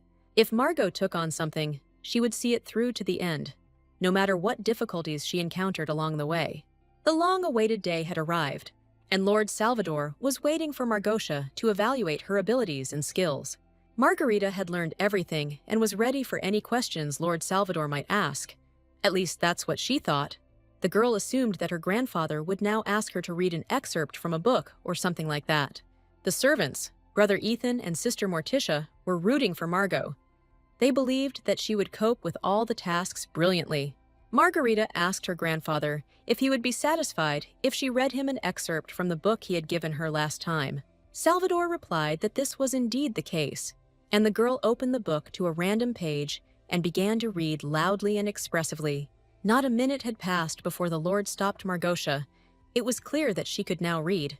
Salvador felt that this was not a skill to boast about. Everyone can read, and what many Barbadians do does not serve as proof. If Margarita really is from the Hart family, then she must demonstrate something more. The girl was at a loss as to what else her grandfather had come up with. Salvador demanded that Margot answer the question of how to refuse the Emperor's request for the transfer of troops without insulting him. Margarita was shocked. So what should she answer the nasty old man? Exactly like that. Because despite his wrinkle-free face, Salvador was quite a bore. Margot was mentally indignant. There had been no such agreement. She thought that simply reading an excerpt from the book would be enough. Despair overwhelmed Margarita. She tried so hard, didn't sleep for 2 days, learned to read and write, and this unbearable old man changes his shoes in mid-air, like an acrobat, and instantly changes the rules of the game, based only on his own desires. Margarita looked with displeasure at Salvador, who was comfortably settled in his chair and waiting for her answer. The girl despaired. Would she never be accepted into the Hart family? And what would she do, I wonder? Would they throw her out into the street or send her to work on the farm? And Margot will continue to live unloved by anyone, just like in her past life. Ethan sympathized with Margarita, but he couldn't help her now. He didn't know the answer to this question. Grandfather Salvador asked why his granddaughter had been silent for so long. He had been waiting for her answer for so long. Margarita shook herself, wondering how she could answer her in a way that would at least sound witty. She studied for 2 days just to master reading and writing, and such a question required careful study and thought. The answer to this question did not occur to either Margarita or Ethan, and they had no time for it. Suddenly, Margarita remembered that Ethan had mentioned that the Emperor and her grandfather were old friends. Margarita already thought then that something was wrong here, but she was too busy to consider her assumption. Suddenly, the answer came to Margarita's mind. She only had to concentrate and remember the contents of the book. Margot clarified that grandfather didn't have to be careful with the Emperor, did he? Margarita reminded that the Emperor and Salvador Hart are longtime friends and know everything. The girl noted that in reality, the relationship between the Emperor of Barbados and Earl Hart was indeed unequal. Count Salvador Hart wields more power than the Emperor himself and can influence any member of the imperial family. This answer shocked everyone present. They had not even thought about the situation from this perspective. It was exactly like this. In the original story, Count Salvador possessed enormous strength, incredible skill, and unlimited power. Therefore, the Count did not have to worry about the Emperor's attitude towards him due to the refusal to send troops anywhere. Salvador found it strange that a girl so far removed from politics could know so precisely about his relationship with the imperial family. Margarita was confused. She couldn't say that she had read about this in a past life. A tense silence fell over the room as Lord Salvador waited for an answer. Margot's life was now at stake. Margarita quietly said that she had read it in a book. Then it dawned on her, and she answered much more confidently. The girl stated that over the past 2 days she had read many books and newspapers on this topic, from which it was very easy to draw such a conclusion. Having learned to read, Margot replied, she studied several historical works and newspaper articles and guessed the true relationship between the Lord and the imperial family. Salvador calmed down a little. If this was indeed the case, then he was ready to believe Margarita. The girl could only guess whether she had managed to justify herself or whether her grandfather was again dissatisfied with something, and whether she would be accepted into this family. Lord Salvador nodded his head and declared that Margarita had passed the test. In fact, she had said everything correctly. The girl was ready to breathe a sigh of relief. Could she really finally be recognized as a full-fledged member of this family?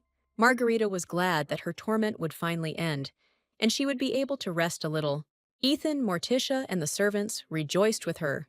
Margot made a lot of efforts to please her grandfather, and they were witnesses to this. Salvador praised his granddaughter.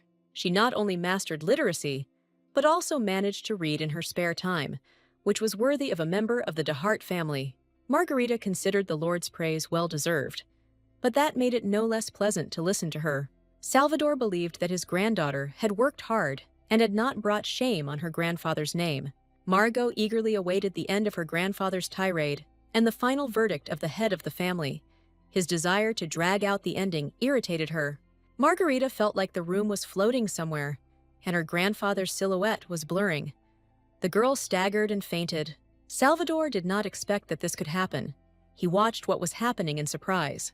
Margotia lay unconscious and motionless on the cold floor of the Lord's office. She woke up in her room and in her bed. The doctor said that this fainting spell was a consequence of overwork and nervous tension. Salvador was worried about his granddaughter. In fact, he was the reason for her poor health.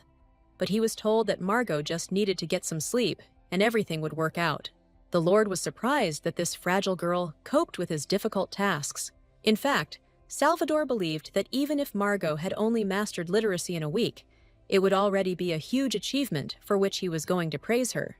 The girl coughed in her sleep and said something. Salvador leaned closer and listened carefully. Margarita first snored, then sneezed and muttered something again. Lord Salvador only made out a few words: strawberry, delicious, a million gold, and please. Salvador understood everything immediately. He laughed. This girl was just like his granddaughter. It was obvious right away. The Lord stroked Margarita's head, and the girl opened her eyes. She was still weak and did not understand what had happened. Margotia asked where she was. Salvador replied that she had lost consciousness from lack of sleep. The Lord relaxed and began to resemble a loving grandfather. He said that Margot had worked hard and deserved encouragement. Salvador ordered that the girl be given access to his personal library, where she could borrow any books, whenever she wanted, and as many as she wanted. This was unexpected. Access to Salvador's personal library was only available to members of the Hart family. The butler was surprised. Even the young gentleman did not have such a privilege, but Margot was allowed this. The girl was delighted. This meant only one thing. She was accepted as a full member of the family, and now she too was a DeHart. Margarita's joy knew no bounds. She was finally recognized as one of her own, and this was done by the head of the family, the powerful and handsome Lord Salvador. Now Margarita had a name, a home, and a loving family. It was so great that she had managed to achieve everything in this life. The period when Margot, reborn as a 9-year-old commoner, worked in a seedy tavern is far behind her. Suddenly, Count Bernard de Hart appeared in her life and called himself her father, but in fact he was not. Margot and Bernard agreed to play the role of loving father and daughter in front of everyone, which was beneficial for both of them. In the de Hart family's home, survival is essential. To achieve this, Margot achieved recognition from the head of the family, Lord Salvador, and overcame the first obstacle to joining the family. Margarita was given a separate room so that she could diligently pursue her education. The girl thought that grandfather Salvador would start tormenting her with her studies again, but the formidable relative had not shown up for several days. One test was already over, but the problem was not yet solved, and it was unclear what to do next. Margarita was brought out of her reverie by a light touch of someone's gentle hand. The girl looked up to find Morticia and Ethan entering her room. Morticia invited Margarita to play hide-and-seek with them. It was the little girl's favorite game. Margot hadn't played hide-and-seek for a long time. Before her rebirth, she was too old for it. And after, she was busy surviving. After a whole day of hard work, there was no time for games. To get comfortable in the de Hart house, you need to make friends with the children, and there was no better way to do this than through games. Besides, Morticia was so sweet that Margarita simply could not refuse her. Margot told Ethan, who was standing there in confusion, that he should play with them, but the guy initially categorically refused. Margarita immediately declared him water, without listening to any of the guy's objections. Ethan had to close his eyes and slowly count to 60. The boy sighed heavily and agreed. Margarita admitted to herself that she enjoyed teasing Ethan, The inevitable question arose. Where could she hide now so that her cousin would not find her? Morticia hid behind the curtain, but the girl's legs were visible. It seemed she didn't understand that she would be discovered almost immediately. Margot didn't say anything to Morticia. She hoped that Ethan wouldn't upset the child right away, but would pretend that he was persistently searching. Margarita went to look for a secluded place for herself and ran into strangers in the corridor. They were a young man and an attractive young woman, and for them, meeting Margot was also a surprise. The girl became wary of these guests. She had never seen these people in the mansion before and had never heard of relatives of such an age. The man looked the girl over from head to toe, his face expressing bewilderment and curiosity. Margarita did not protest. In this house, she treated everyone correctly and was polite to the point of self-disgust. It dawned on the young man that this little girl with red eyes was the one about whom there had been so many rumors circulating in society lately. The guest's doubts were quickly dispelled. In front of him was the very same commoner that Madame Marianne had told him about. Margarita didn't understand who these people were, who were discussing her so unceremoniously. Had someone invited them to the mansion, and if so, for what purpose? The expression on both strangers' faces suddenly changed to one of contempt. The young man clarified that Margot would have to go to the head of the family again or something. The aristocrat stated that even if the girl enjoyed the favor of the head of the family, she should know her place. This was an outright provocation. Margarita often met such people both in her past life and after reincarnation. There was no point in arguing with them. It was just a waste of time and energy. So the girl simply got up from the floor and silently went about her business. The guests were outraged, called Margot impudent, and declared that she was completely ill-mannered. But nothing more could be expected from such a slob. Margarita did not deign to give these people either an answer or a glance. It was beneath her dignity. These people most likely suffered from lack of attention, both in childhood and now. Margot thought that being born into a noble family did not bring them happiness. Margarita's silence and complete disregard for her outraged the young people to the extreme. The girl stated that the young girl's insolence was beyond all bounds, and she intended to teach her a lesson. The guest snatched up the scabbard and decided to spank the naughty girl with it, declaring that she would not be able to complain because the bruises would not be visible. Margosha closed her eyes in fear and covered herself with her hands. She could no longer do anything to resist the brute force. A loud voice rang out, declaring that he would not tolerate insulting his family. It was Ethan. He demanded that she immediately move away from his sister. Margot was delighted. She was glad to hear Ethan say that those who raised a hand against a member of his family should be prepared to face the consequences of their actions. Ethan stated that the young men, although they were Marianne's watchdogs, did not understand that they were on neutral territory, and he was not going to forgive their behavior. After her cousin's appearance, Margarita no longer cared about these nobles. She saw something more important and exciting. The young aristocrats who had insulted her slowly retreated from the very young boy, who was half their age. The thing was that Ethan was enveloped in a powerful aura of the sword, and it was this aura that put pressure on the mental state of his opponents, forcing them to retreat from the battlefield. It was the sword aura, and Margarita was surprised to find that Ethan had mastered the art of controlling this phenomenon. Ethan listened calmly to the noble's statement that they were joking and stated that he accepted the apology, but did not absolve him of responsibility for insulting his sister. The young men decided that in this particular case, it would be best to flee. Ethan was too strong for them. The boy sighed with relief. The fact that the two had escaped was the best solution to the problem. Ethan asked if Margarita was okay and if she had any wounds or bruises. Margarita was filled with gratitude and appreciation, and she sincerely thanked her brother for his protection. The girl was worried that Ethan had to use the sword's aura to protect her, as at such a young age it could cause harm to her health.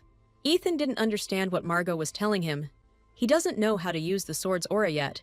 It turns out that he didn't even notice that he was using such a skillful ability.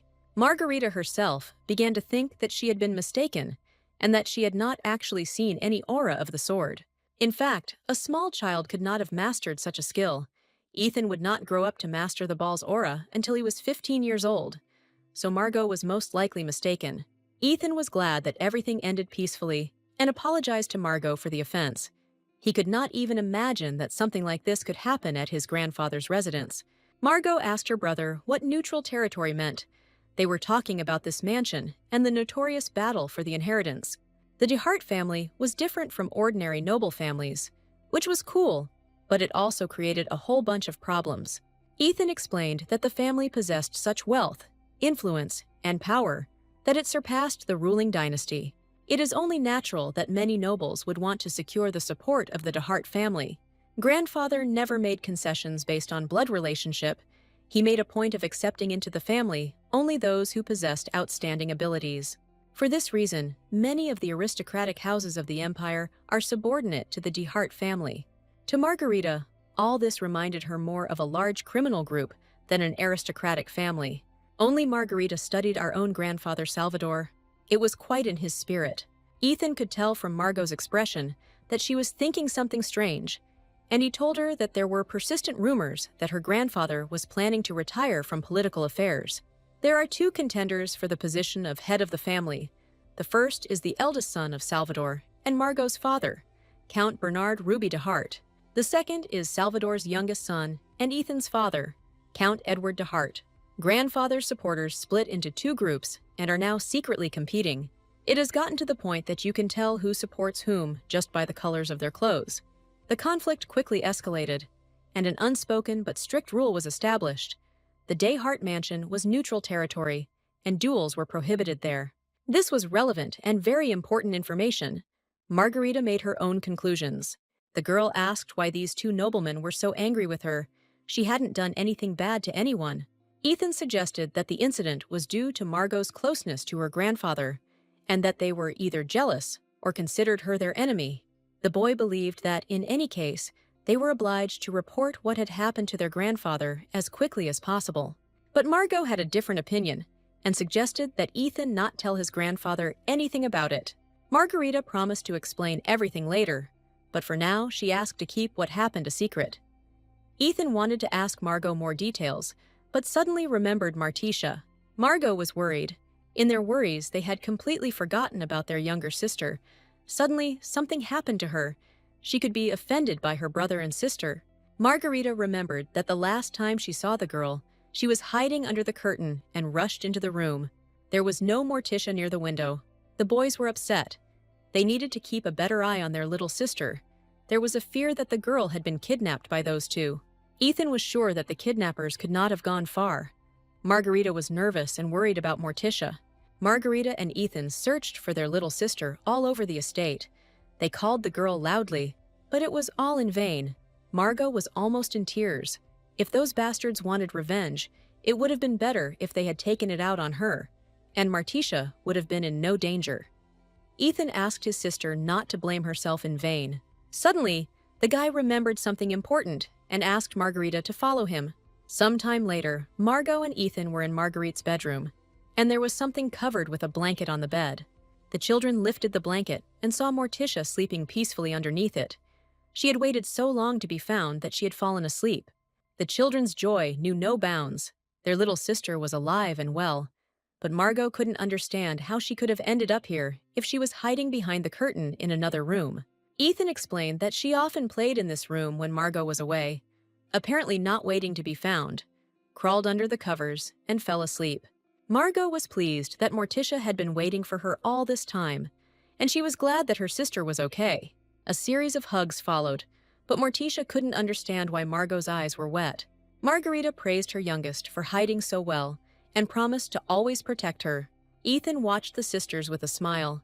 It was so cool that they were all so close and friendly.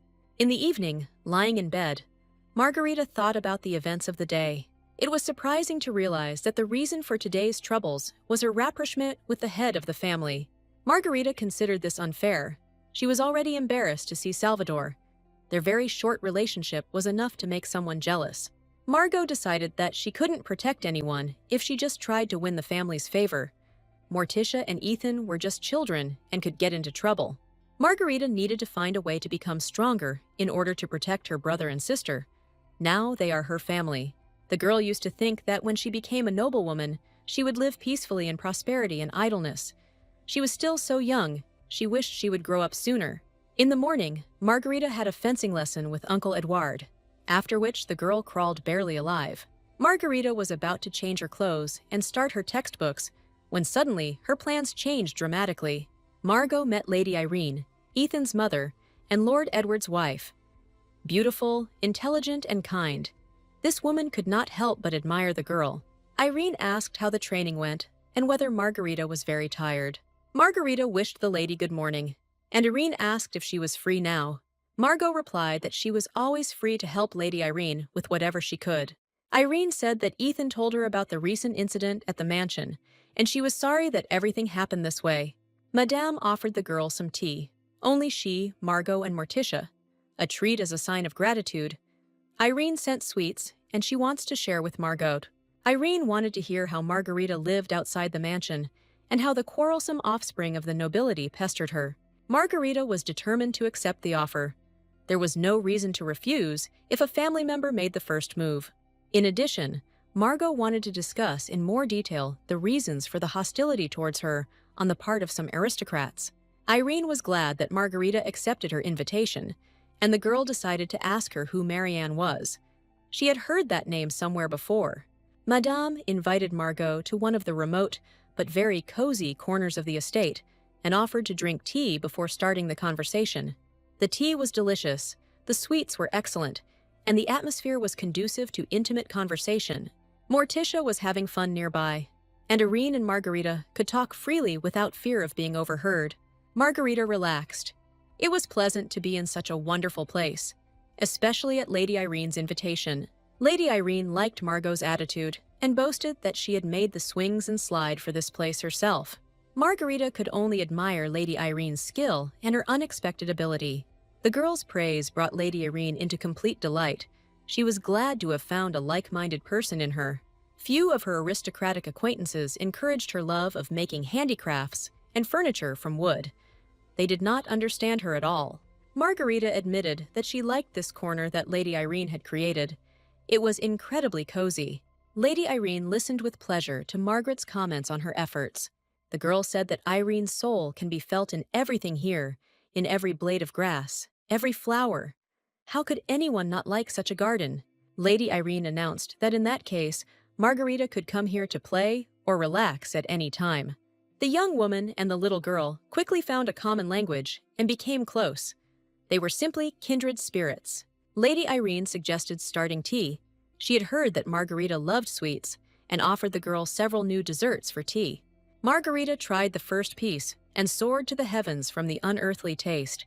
Lady Irene had no doubt that her desserts would make just such an impression on her new friend. The lady said that usually Margot seems mature beyond her years.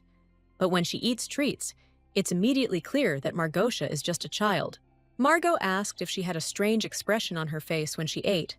Irene replied that it was not strange, but rather delighted. Lady Irene believed that only children can admire the taste of desserts in this way. Adults cannot do so. Margarita didn't like at all that desserts had such a stupefying effect on her. She considered herself quite grown up. Lady Irene did not agree with Margot. Her attitude towards sweets was incredibly sweet.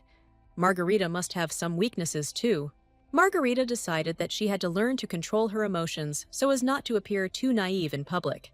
Lady Irene reminded her that Margarita would soon be making her social debut and offered to be her guide through aristocratic life.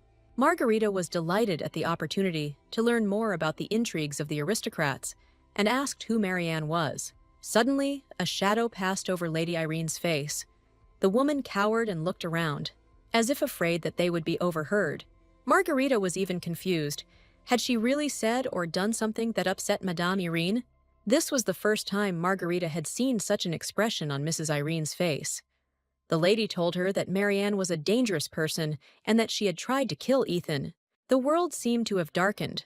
The rich were fighting for a place in the sun no less cruelly than the poor.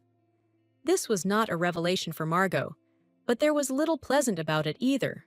Margaret knew that Marianne Ashford, the Duchess of Ashford, came from the minor gentry, but married a duke, and her status soared. Shortly after the wedding, the Duke of Ashford died, and it was said that his young wife was involved in his death. But there was no evidence, and Marianne was found innocent. This situation was widely discussed in the Empire. Even the worker of a seedy inn heard these rumors. So Margot knew something about Marianne. Irene suspected that Margot might have heard of Marianne before. This woman is so strange that everyone tries to stay away from her. The most dangerous thing, in Irene's opinion, was that the Duchess of Ashford was now obsessed with Margot's grandfather, Lord Salvador. Watching Morticia, Margot realized that the obsession of a woman who had previously been accused, even falsely, of someone was, at the very least, strange. But maybe she had fallen in love. It was suspicious. But how does this relate to the assassination attempt on Ethan? If Marianne loves or respects Salvador, then she must protect his heir and grandson. Irene replied that before Margot came into the family, Salvador had placed all his hopes for the future of the Hart family on Ethan alone, although the boy did not know it. Margarita suggested that Marianne wanted to get rid of everyone Salvador paid attention to. Irene replied that Margot was unusually quick-witted and understood everything quickly, and the lady had no doubt about it. Salvador never made concessions just because of blood ties, so Ethan, his beloved grandson, had to work hard to earn his grandfather's recognition. One day during a banquet, a large vase fell right on Ethan, which could have been considered an accident. Only Marianne and her retinue were also at this banquet, but she did not arouse anyone's suspicions. That incident was written off as an accident, but then there were other incidents. Margarita was surprised that this woman really acts so carefully that she doesn't leave any evidence, or that no one wants to contact her and look for this evidence.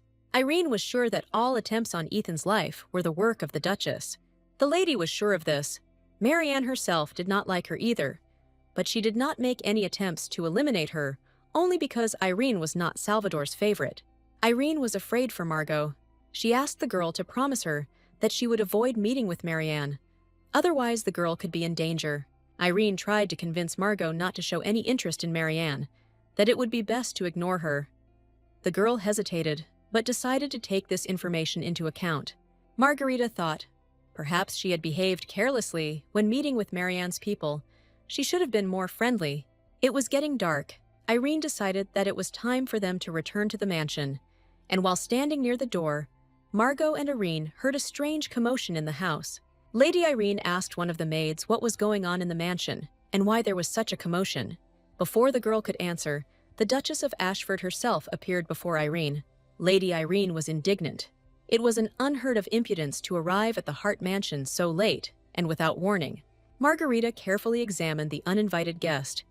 This was the same Duchess they had just spoken about in the garden. Margot thought the woman would look intimidating, but Marianne seemed sweet, and Irene told the Duchess that it was bad form to show up unannounced. Marianne was sweet and kind, and said she had only come to apologize to Lady Margaret. As soon as the Duchess heard that her people had behaved with the utmost impoliteness and tactlessness towards this sweet young lady, she hastened to offer her apologies. Marianne immediately glanced at Margot and said that she wanted to offer her deepest apologies, and, as a sign of reconciliation, wanted to present her with a rare fruit. Margarita appreciated the gift. The fruit was truly rare and very tasty, and what's more, the girl was simply crazy about it. The Duchess apologized for her servants. They apparently misunderstood something. Marianne took strict measures to ensure that something like this did not happen again. Irene asked ironically if Marianne was sure that everything that had happened had not been planned. Marianne noted that Lady Irene was still the same and haughty with her. The Duchess claimed that the incident with Ethan was a misunderstanding. Marianne was well aware of the rumors being spread about her and why Irene did not want to trust her.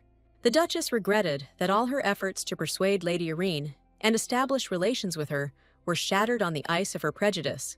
Marianne insisted that Margot accept her apology and gift, but the girl was at a loss. In direct communication, Marianne's intentions were difficult to understand. Margot found it difficult to determine whether this woman was a cunning schemer or whether her intentions were truly pure and all the events were fatal accidents. Irene answered for Margot that they accepted the gift and the apology, but now Marianne had to leave. The Duchess replied that she still had business at the mansion. Marianne cannot leave until she speaks with the head of the family, Lord Salvador, about his assignment and clarifies when he will return. To Irene's indignation, it turned out that Salvador would only return in the morning, and until then, the Duchess planned to stay in the mansion. Lady Irene demanded that Marianne come tomorrow, but the Duchess said that the order came from the Emperor, so she would stay here to wait for Salvador. Irene sent Margot to bed and ordered the servants to keep a close eye on the Duchess of Ashford and her people. Margarita decided not to strain herself and leave everything to Lady Irene. The girl retired to her room to think everything over carefully. It was worth admitting that everything in this situation was unclear and confusing. At first glance, Duchess Marianne could not be considered a villain. What if this is the case when what is happening is a misunderstanding and a chain of accidents? The maid helped Margarita get ready for bed and wished the girl good night. Margarita enjoyed talking to this maid. Leah was sweet and polite. The girl said goodnight to the girl and remained in the room alone. Margot was just about to fall asleep when she heard footsteps at her door. The girl became alarmed and asked loudly who wanted to enter her room and why. It was quiet, and Margarita decided that she had misheard. Just in case, the girl got up and went to the door to check if there was anyone behind it. The door creaked softly and opened slightly, and a beam from a night lamp burst into the room. There was still a visitor, and the last thing Margarita expected was to see this woman in her room. Standing in the doorway was the Duchess of Ashford herself, in all her splendor. Margarita froze from surprise and a sticky feeling of fear.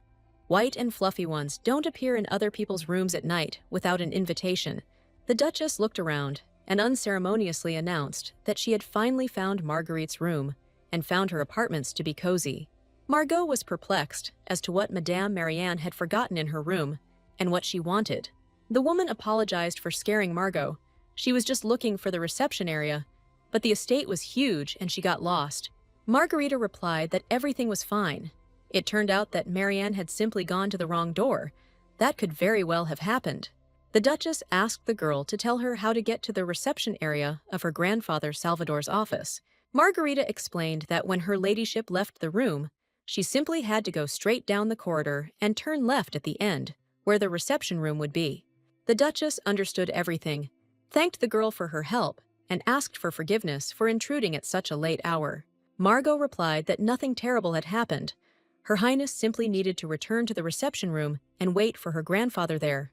At first, Marianne seemed frightening to Margot, but now she no longer seemed angry. She asked if the girl had settled into the estate. Margot replied that everyone was taking care of her, and she was getting used to things quickly. Grandfather Salvador was kind to her and allowed her to visit his personal office and library. Marianne knew very well that the library and study were the holy of holies of El Salvador, and not everyone was allowed to enter there. The Duchess considered this the highest sign of trust. Even she was not allowed to enter Salvador's office. Marianne grabbed Margot tightly by the chin and said with fury in her voice that she was interested to know how Margarita had captured Lord Salvador's heart. Margarita felt awkward and a little hurt, and she asked again what Lady Marianne meant. By this time, the Duchess had already mastered her anger and declared that she was just joking. Margarita was slightly taken aback. She silently nodded at the Duchess's announcement that it was time to leave and her wish for good night. There was something wrong with this woman. Her expression changed as soon as the conversation turned to her grandfather and his attitude towards Margarita. Lady Irene's words came to mind, that the Duchess was simply obsessed with Salvador, and it was because of this person that Ethan almost died. The disappointing conclusion was that if Lady Irene was right, then the next target after Ethan was Margarita.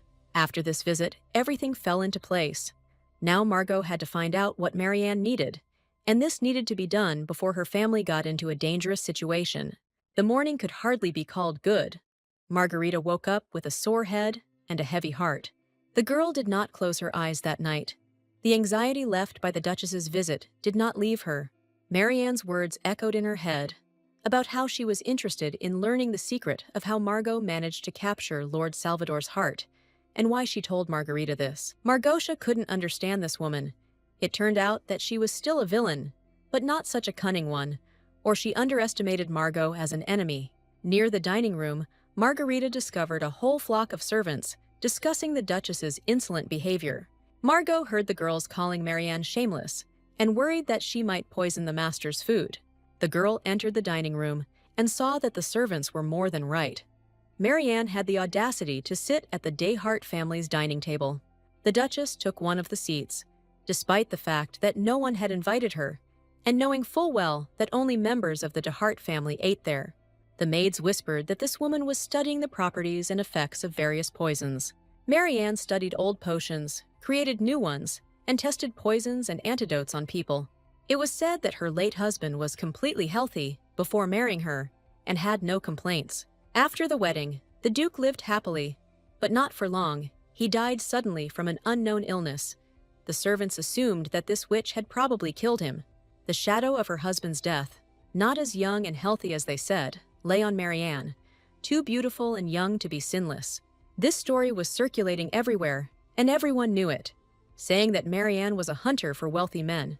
There were rumors that she had already squandered her late husband's vast fortune and was now setting her sights on Lord Salvador and his money. Margarita wondered if there was even a little truth in this story. For example, that the Duchess wanted to conquer her grandfather. Then her behavior yesterday was understandable. Margot wondered if Grandfather Salvador knew that such rumors were circulating about Duchess Marianne. If Lord Salvador knows all this, then why doesn't he drive the Duchess away, but keeps her close to him and is so kind to this woman? Salvador heard footsteps and was distracted from exchanging compliments with Marianne. It was clear that he enjoyed the company of this lady.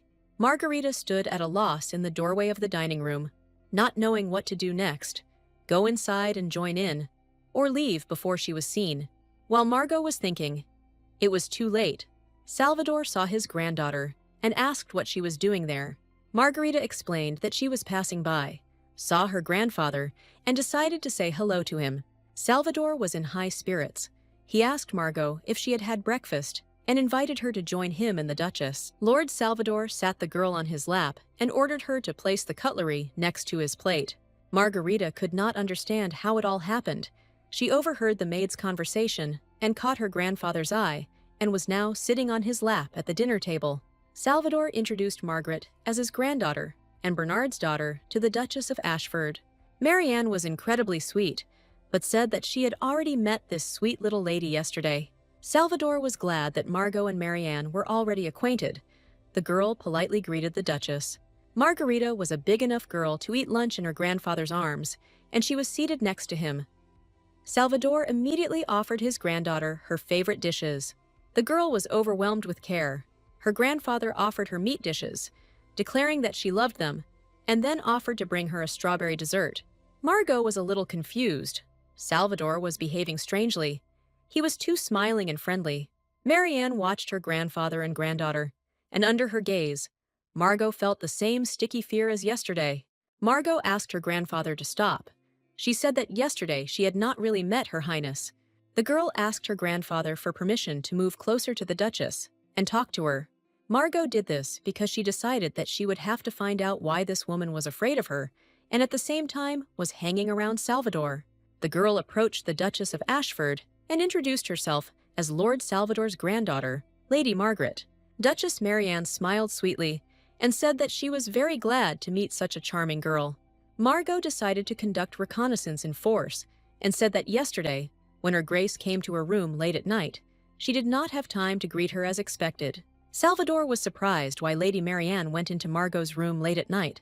The Duchess replied that she had mixed up the rooms. Margarita continued to be surprised with childish innocence by Marianne's strange behavior the previous night. The girl said that the Duchess, for no apparent reason, grabbed her painfully by the face and then looked at her coldly as if she wanted to kill her and terribly frightened her. Marianne looked confused, as if she hadn't expected the girl to be so frank. Horror flashed in the Duchess's eyes. Never had Sterlitz been so close to failure. Salvador could not help but pay attention to Margarita's story and was greatly discouraged. Margot came to the conclusion that there was no need to test the waters any further. It was necessary to act directly. Beating around the bush would only make things worse. She had to show Salvador the true face of Marianne, the schemer and poisoner. Margot then enlists the support of the most influential person in the house and gets rid of the insidious Duchess. At this point in time, this plan seemed to Margarita to be the most reliable and effective. The picture of the world had already completely fallen into place, and the puzzle pieces had come together. It was only a little while before the final defeat of the enemy. But suddenly, Lord Salvador laughed loudly and infectiously, which, in his words, was too much. Lord Salvador asked the Duchess if Marianne had behaved with Margarita in exactly the same way as she had with him. Salvador remembered that Marianne had behaved in exactly the same way when they first met. He had thought she was strange and had almost dealt with her on the spot. The Lord remembered that Marianne had bumped into him in the corridor of the imperial palace, stared at him without saying hello, and then burst out laughing. Very soon after they met, Salvador realized that this was the Duchess's way of showing her sympathy for the man. Marianne felt awkward. The woman justified her behavior by the influence of the medications she works with. The fumes enter Marianne's respiratory tract, and she behaves strangely. The Duchess claimed that she does not conduct experiments on people or animals. Margarita was confused. It turned out that Salvador trusted Marianne much more than the girl expected. But she was definitely up to something. Margosha asked what Marianne used all her potions for. Marianne wanted to answer, but started coughing. Salvador asked what was wrong with her. The Duchess replied that she had hardly slept while waiting for him, and therefore she was slightly sick from fatigue. The Lord immediately decided that she should rest for now. Mariana promised to tell her everything later and quickly left the dining room, either because she really felt ill or because she decided to avoid an unpleasant conversation. Margarita looked at the Duchess with a hopeless expression. She had beaten her, but this was not the last round. As she left, the Duchess dared to cast a warning glance at the girl, and all this in the presence of Lord Salvador. Mariana's whole demeanor showed that Margarita had greatly upset her, and she would not let it go. The granddaughter and grandfather were left alone at the table. Salvador asked if Margot had also heard rumors about Marianne.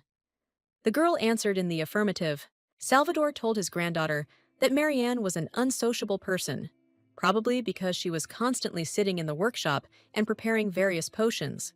The Lord believed that this was why many people had the wrong impression of her. The girl drew her grandfather's attention to the rumors about this woman. Salvador believed that the rumors that Marianne was a poisoner were nonsense. If she had managed to prepare a poison that left no trace, he would have given up his post to her long ago. The grandfather told his granddaughter that he knew the Duke of Ashford well. He was not attentive to his health, drank a lot, ate sweets, and loved to have fun. His death was a matter of time. Salvador considered Marianne a gifted individual, and his grandfather stated that if she had actually killed the Duke to take his place, he would not have cared. Margot was stunned. Her grandfather said that he simply needed talented people among his comrades, and the rest did not matter.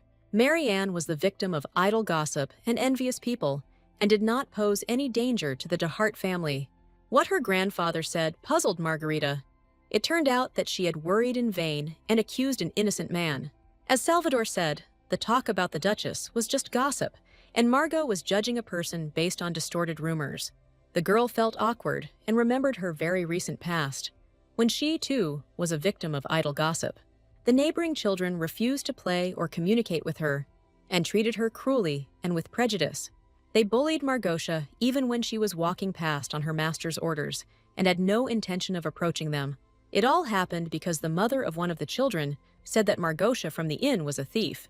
Margarita stated that all this was nonsense and gossip. She had never taken anything from anyone else in her life. They didn't want to listen to the girl. They didn't take her excuses into account and drove her away. The children teased Margosha as a thief, struck her from behind, and then immediately hurried to run away, repeating that Margosha was a thief. The girl was sad. She really didn't steal anything. Why didn't anyone believe her? The analogy was obvious, but it was undeniable that the Duchess was behaving suspiciously.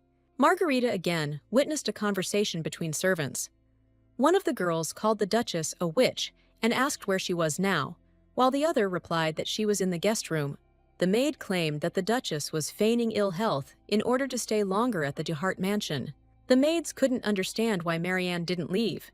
She wasn't from a noble family, but she had climbed so high. The girls whispered that everything was simple. The Duchess was just a witch if she could drive her husband out of this world and remain a rich widow, and she also gambled. Margarita was surprised that everyone was speaking so badly about the Duchess, without even bothering to find out whether it was true or not. It was so similar to how people treated her before. Even though Marianne was acting suspiciously, whispering behind her back was low. Moreover, since the maids went so far as to accuse Marianne of stealing, Margot did not listen any longer, but asked the girls if they had seen it themselves. The maids did not expect to find that the young mistress was listening to their chatter. Margot inquired whether the girls had seen with their own eyes how the Duchess was stealing, whether perhaps something had gone missing from them immediately after her visit, but they answered that this had not happened. Margarita was indignant. If there is no compelling evidence, then it is low to suspect a person. Rumors become increasingly absurd if they are passed on by word of mouth. Margot reminded the girls that they were part of the DeHart household and should be careful in their words. And the maids apologized and hurried away. The girl did not notice that the Duchess of Ashford herself witnessed this scene. That night, Margot tossed and turned in her bed again, wondering why she had stood up for Duchess Marianne's honor. This woman did indeed arouse suspicion, but she reminded Margarita too much of her recent past. Looking at Marianne, the girl remembered her former self when sidelong glances and unfair accusations made her unconsciously bare her sharp fangs. Her thoughts were confused, and the girl was sinking deeper and deeper into a deep sleep, even too deep. Margot was brought back to her waking state by the sensation of numb lips, and then hands. She did not understand what was happening to her. Margarita woke up tied, hand and foot, in a small confined space. It was some kind of wooden box, and it was shaking and jumping all the time, creating additional discomfort and inconvenience for the girl. Margot didn't understand what was happening, but she realized that she was being taken somewhere tied up in a wooden cart along an uneven road. Margarita didn't feel her numb body at all. Could she really have been kidnapped? She thought nervously. The girl had definitely fallen asleep in her own bed. After a long shaking, the cart stopped and two strangers of bandit appearance pulled down the curtain and pulled the girl out of the box. Margarita could not understand how these two could get into her bedroom. Her grandfather's mansion was famous for its reliable security. Various hypotheses crowded around in Margot's head. But one thing was clear. This was the work of a person close to the DeHart family. The bandits untied the girl's mouth. Margot winced and immediately began asking questions. The first thing the girl asked was who ordered her to be brought here, and promised that this person would pay for his actions. Margarita screamed that her grandfather would start looking for her and figure out who ordered it in no time. One of the kidnappers tied the girl up again and ordered her to sit quietly. The customer would soon show up there himself. The bandits mocked her. They said that if Margarita wanted to live a little longer, she had to behave perfectly. The girl realized that these people were not joking. They were really going to kill her. But who would need it? Who would be capable of such baseness? Footsteps were heard on the street. The door creaked. The bandit looked around in fear, and from his appearance, it was clear that the one he was waiting for had arrived. Margarita saw a female silhouette and unmistakably identified it as Duchess Marianne Ashford. The woman walked decisively towards the girl and threw back the hood of her cloak. The Duchess's violet gaze pierced right through her. She abandoned pretense and was completely consumed with hatred for Margarita. The girl almost believed that Marianne was not a villain, so her appearance here and now shocked Margot. Lord Salvador was reading in his study, finding it difficult to concentrate, his thoughts constantly returning to his granddaughter. Margarita firmly entered the heart of an elderly man. The girl was smart and developed beyond her years. The girl was expected to grow up not only smart, but also beautiful. The Lord was confident that she would become the pride of the DeHart family. Salvador hoped that Margot and Marianne would find common ground. The Duchess was increasingly captivating the man, and he was already thinking about marrying her. The Lord didn't understand one thing: why the rumors surrounding the Duchess were spreading with renewed vigor. In principle, it wasn't that important. It was difficult to impress Marianne with such things. Guard DeHart soldiers ran into the room. The guys were incredibly alarmed. Salvador jumped up and asked what kind of commotion they were causing. The security commander announced that young Mrs. Margarita had gone missing. The maid, Leah, had put the girl to bed, but when she later checked on the child, she did not find her in the room. The Lord was at a loss as to where his precious granddaughter could have disappeared from the carefully guarded palace. The guards reported that one of the maids saw a suspicious cart leaving the estate late at night. Salvador announced that he knew what had happened and ordered that his horse be saddled immediately. The Lord was determined to save Margarita. The girl had entrusted her life to him, and he could not leave her in trouble. At this time, Margarita looked into Marianne's eyes and asked the woman why and for what purpose she did this. What bad thing Margot did to her? The Duchess replied that Margarita should not act like a fool. She understood perfectly well that this was all because Salvador was smiling at Margot. Margosha couldn't find words to express her indignation. The girl even stopped being afraid from surprise. It was only because of this that they wanted to kill her. The Duchess looked possessed. She said that Margaret could not understand what Lord Salvador de Hart meant to her. When everyone avoided Marianne just because she was involved in potion making, only Salvador treated her like a human being. This man calmed Marianne and extended a helping hand to her, rescuing her from trouble when she was groundlessly accused of her husband's death. Salvador was the center of the world for Marianne, her hope, her main and only love in her life. He is the smartest, the most handsome, the kindest, and most gentle. Marianne considered this man her god. But Margot came and took Lord Salvador away from her. Margarita tried to convince the Duchess. She was talking nonsense. Salvador loves Margot like a granddaughter, and Marianne as a friend, or maybe even more. The Duchess did not respond to the arguments of reason. She shouted at Margarita to keep quiet, not to dare open her mouth and make excuses. The crazy woman screamed that she had seen everything with her own eyes, and that Margot would pay with her life for her actions. Marianne believed that the problem was precisely that the girl dared to attract the attention of Lord Salvador, and that this was her greatest fault. The Duchess did not intend to explain anything else, and did not want to listen to anything. She gave the order to her servants to get rid of Margarita. Margot resisted and shouted that the Duchess was mad if she was going to kill an innocent child over such a trivial matter. Things were bad, and Margosha had no help to expect from anyone. The only way to save herself was to convince Marianne. The girl asked the Duchess if she was going to continue to get rid of everyone who aroused Lord Salvador's sympathy. Margarita screamed that her disappearance would not make Mr. Salvador fall in love with Duchess Marianne. The woman stopped. Something clicked in her sick brain, and she fell into a rage. Marianne drew her sword and rushed at Margot. How dare she say such a thing? Lord Salvador represents the whole world to her. The Duchess apparently intended to deal with her rival personally, and put a sharp blade to the girl's throat. Marianne screamed that in this nightmare life, only Salvador does not look at her with condemnation. The world collapses when the Lord turns away from her. Margarita even felt sorry for this woman. She was so desperately lonely that the only person who was kind to her became the focus of her affection. The Duchess continued to rage and promised to eliminate anyone who came close to Salvador. The woman declared that anyone who dared to stand between her and her love would die. Pity overcame fear, and Margot told the Duchess that she should stop. Look at her behavior and think about why people were so prejudiced against her. Mariana replied that this is because people judge a person only by their appearance. This was indeed confirmed by Margot. But in reality, the Duchess is not like that. The girl herself initially believed the rumors and thought badly of Marianne, but now she believes her. Margarita begged the Duchess to stop before it was too late. Did she really think that her grandfather would really want to see her in the role of a killer? Margot said that if Marianne stopped right now, everything could still be fixed. Marianne noticed the girl's big red eyes. They were exactly like Lord Salvador's.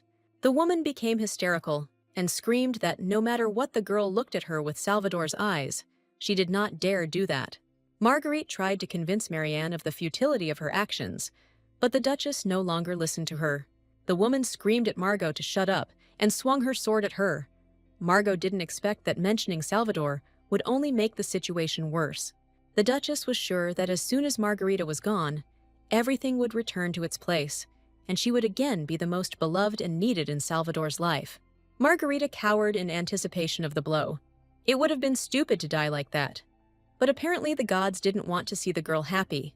The front door swung open with a loud bang, letting a bright ray of sunlight into the semi-darkness of the utility room, and Lord Salvador appeared on the threshold along with the sun. Marianne did not expect his lordship to appear, and Margarita expected it even less.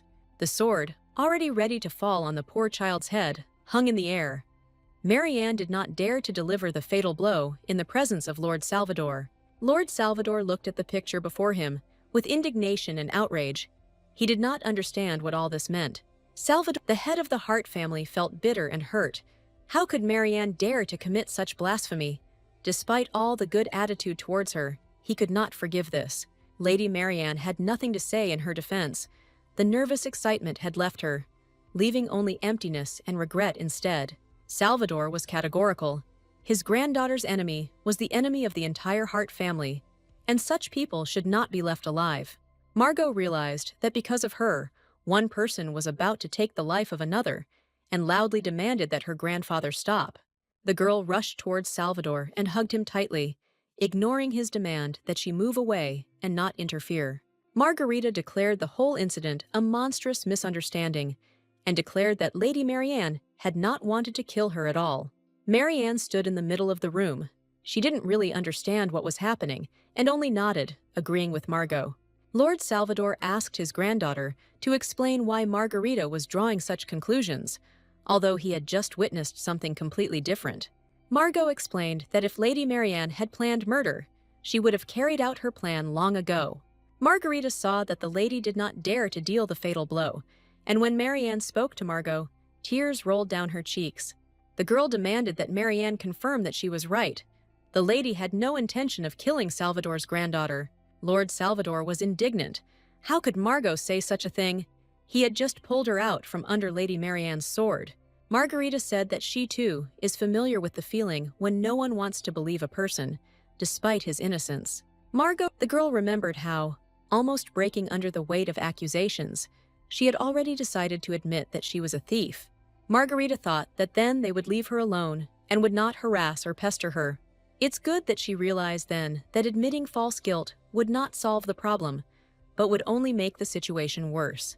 The girl remembered how, just recently, the innocent Marianne had been accused of theft by the maids, even though nothing had gone missing in the house. Margarita then scolded the maids. She was disgusted when an innocent person was condemned because of rumors and gossip. Margarita said that she understood Margaret's condition and was not at all angry with the lady. The girl suggested to the woman that they make peace and not hold grudges and anger against each other. Marianne cried. No one ever understood her. Salvador always supported her, but he could not express the feelings that tormented her as fully as Margot did. The woman Margarita was against the murder. She wanted Marianne not to stand there like a submissive lamb, but to try to justify herself and convince Salvador of her innocence. But Marianne was depressed and ready to atone for her intentions by any means. Lord Salvador asked the woman if she had foreseen the consequences of her actions. Such an act could not be atoned for with a lesser punishment. Margot clenched her fists in frustration, but she had to convince Lord Salvador of Marianne's innocence. However, the girl decided that great efforts would not be required. Salvador had already spoken of what had happened as a momentary confusion. Margot's words convinced the man. Lord Cervantes declared that since his granddaughter Margarita believed Lady Marianne, he himself believed her, but asked her not to disappoint him again. Marianne wept. Her temporary confusion passed, and she was amazed at the generosity of Lord Salvador and his granddaughter. Margarita was happy that everything ended well, and Lord Salvador felt sympathy for Marianne. A faint hope dawned on Margot that Salvador was much more humane than she had assumed. Lord Salvador did not punish Lady Marianne here and now. Punishment awaited her ahead. Now he took his granddaughter Margot in his arms and decided to go home. Marianne went out to see Lord Salvador off and watched for a long time after the horse was leaving. The anxiety and tension of the last few days had left her completely, and her soul felt calm and quiet. The lady watched with what tenderness Lord Salvador communicated with his granddaughter, and no longer felt the all-consuming anger and jealousy that had accompanied her before. Quite a long time passed after the incident with Lady Marianne. Everything went on as usual. Only Margot was showered with gifts. Every morning, the maid entered Margarita's bedroom with the message that the young lady had received another parcel. There were not just a lot of gifts, but a lot. Margarita's room was completely littered with unopened boxes. Margot, the maid, wasn't happy with the latest trinket either. All these gifts had been sent by Lady Marianne, and the girl simply couldn't imagine where to put it all. Ever since the kidnapping incident, despite the ban, Lady Marianne sent gifts for Margot every day. The maid handed Margarita a box and told her that she had been told that this gift was special and that they sincerely asked her to accept it. Intrigued, contrasting with the white silk of the napkin, a dazzling red ruby lay in the box. The maid sighed in admiration. The stone was the same color as the young lady's eyes. The gift was striking in its luxury and splendor, and clearly had a double meaning. Margot, the girl hoped that this wonderful ruby was a sign that the flow of gifts was ending. Overall, Margarita was pleased with herself. She had managed not only to save herself, but also to secure the support of one of the most powerful aristocrats in the empire. This gave hope that Margarita would be able to build a happy life for herself this time. Everything on her way. Ethan's father lay face down, his arms spread out helplessly, a bloodstain slowly spreading beneath his face. To say little, but the girl still didn't know what to do. Today was the harvest festival, and there was no one in the mansion. She herself was not able to help Edward. And if he died, then what? Edward stood up and sat down, staring at Margarita with a dull, absent-minded gaze. He clearly did not recognize the girl and did not seem to understand what was happening to him. Confirming Margot's guess, Edward immediately asked who she was and what she was doing there. Margarita had only recently arrived at the mansion, but she and Edward dined at the same table every day, so in a normal state, he would have recognized her. For a few seconds, Edward and Margot looked at each other in confusion. Then the haze in the man's eyes began to disappear, and he remembered that it was his brother's daughter in front of him. Marguerite, the girl, Edward, Marguerite, this man, Edward, Marguerite. Margarita was once again amazed by the cold-bloodedness of the Hart family. They paid no attention not only to others' wounds, but also to their own, and this is where she needed to live. The boy, Margot explained that the day before she had run into his father in the hallway, he was covered in blood, but looked completely unperturbed. Margarita immediately noted to herself that although Ethan was Edward's son, they had completely different characters. Ethan was kind to the people around him, while Edward was cruel and indifferent. To be honest, Edward is just a war-obsessed maniac who doesn't give a damn about those around him. Ethan, Ethan, the boy knew perfectly well that when the time came, Salvador could become cruel, and his father had simply inherited this trait. Margot, the girl handed Ethan her favorite treat, a sprig of reed. Ethan, the boy, but after Margot forced the treat into his mouth, the boy's opinion changed. It turned out that even simple food could be tasty. The girl was looking forward to an interesting walk. She said goodbye to the maid and intended to spend the day wisely and with pleasure. First, on the way, Margarita asked if everything was okay with Morticia, or if she wanted Margot to do something for her. The girl, Morticia was a weak and sickly girl from birth, and was never allowed to leave the mansion. Margarita was persistent. She declared that Morticia would go for a walk with her, and that this was not up for discussion. In response, Salvador was convinced that his youngest granddaughter was absolutely not allowed to walk such a long distance. The head of Margarita asked her grandfather to stop. She said that, in general, she agreed with him, but recently she had studied several interesting books. Maybe Salvador was intrigued and confused by the connection between Morticia's walk and the content of the books Margot had read. Margarita replied that if Grandpa would let Morticia go with her and Ethan, then all three of them would show him their successes. Margot announced to Salvador that she could sing and dance, and that she didn't often get the chance to perform in front of an audience, but she was willing to try for her grandfather's sake. Margarita was incredibly sweet and convincing, and Grandfather Salvador's loving heart wavered. Lord Salvador looked at his grandchildren for a long time, weighing the pros and cons, the silence dragging on. Margarita began to fear that instead of going for a walk, they would all be locked in their rooms. Had she overestimated her influence on her grandfather? Suddenly, Lord Salvador laughed loudly. The all-powerful head of the de Hart family laughed long and loudly, so that tears flowed from his eyes. The children looked at their grandfather attentively. Even Ethan didn't remember his grandfather laughing so merrily. Having laughed his fill, Salvador declared that Margarita was about to blurt out some incredibly stupid thing, and that he was in for an interesting performance.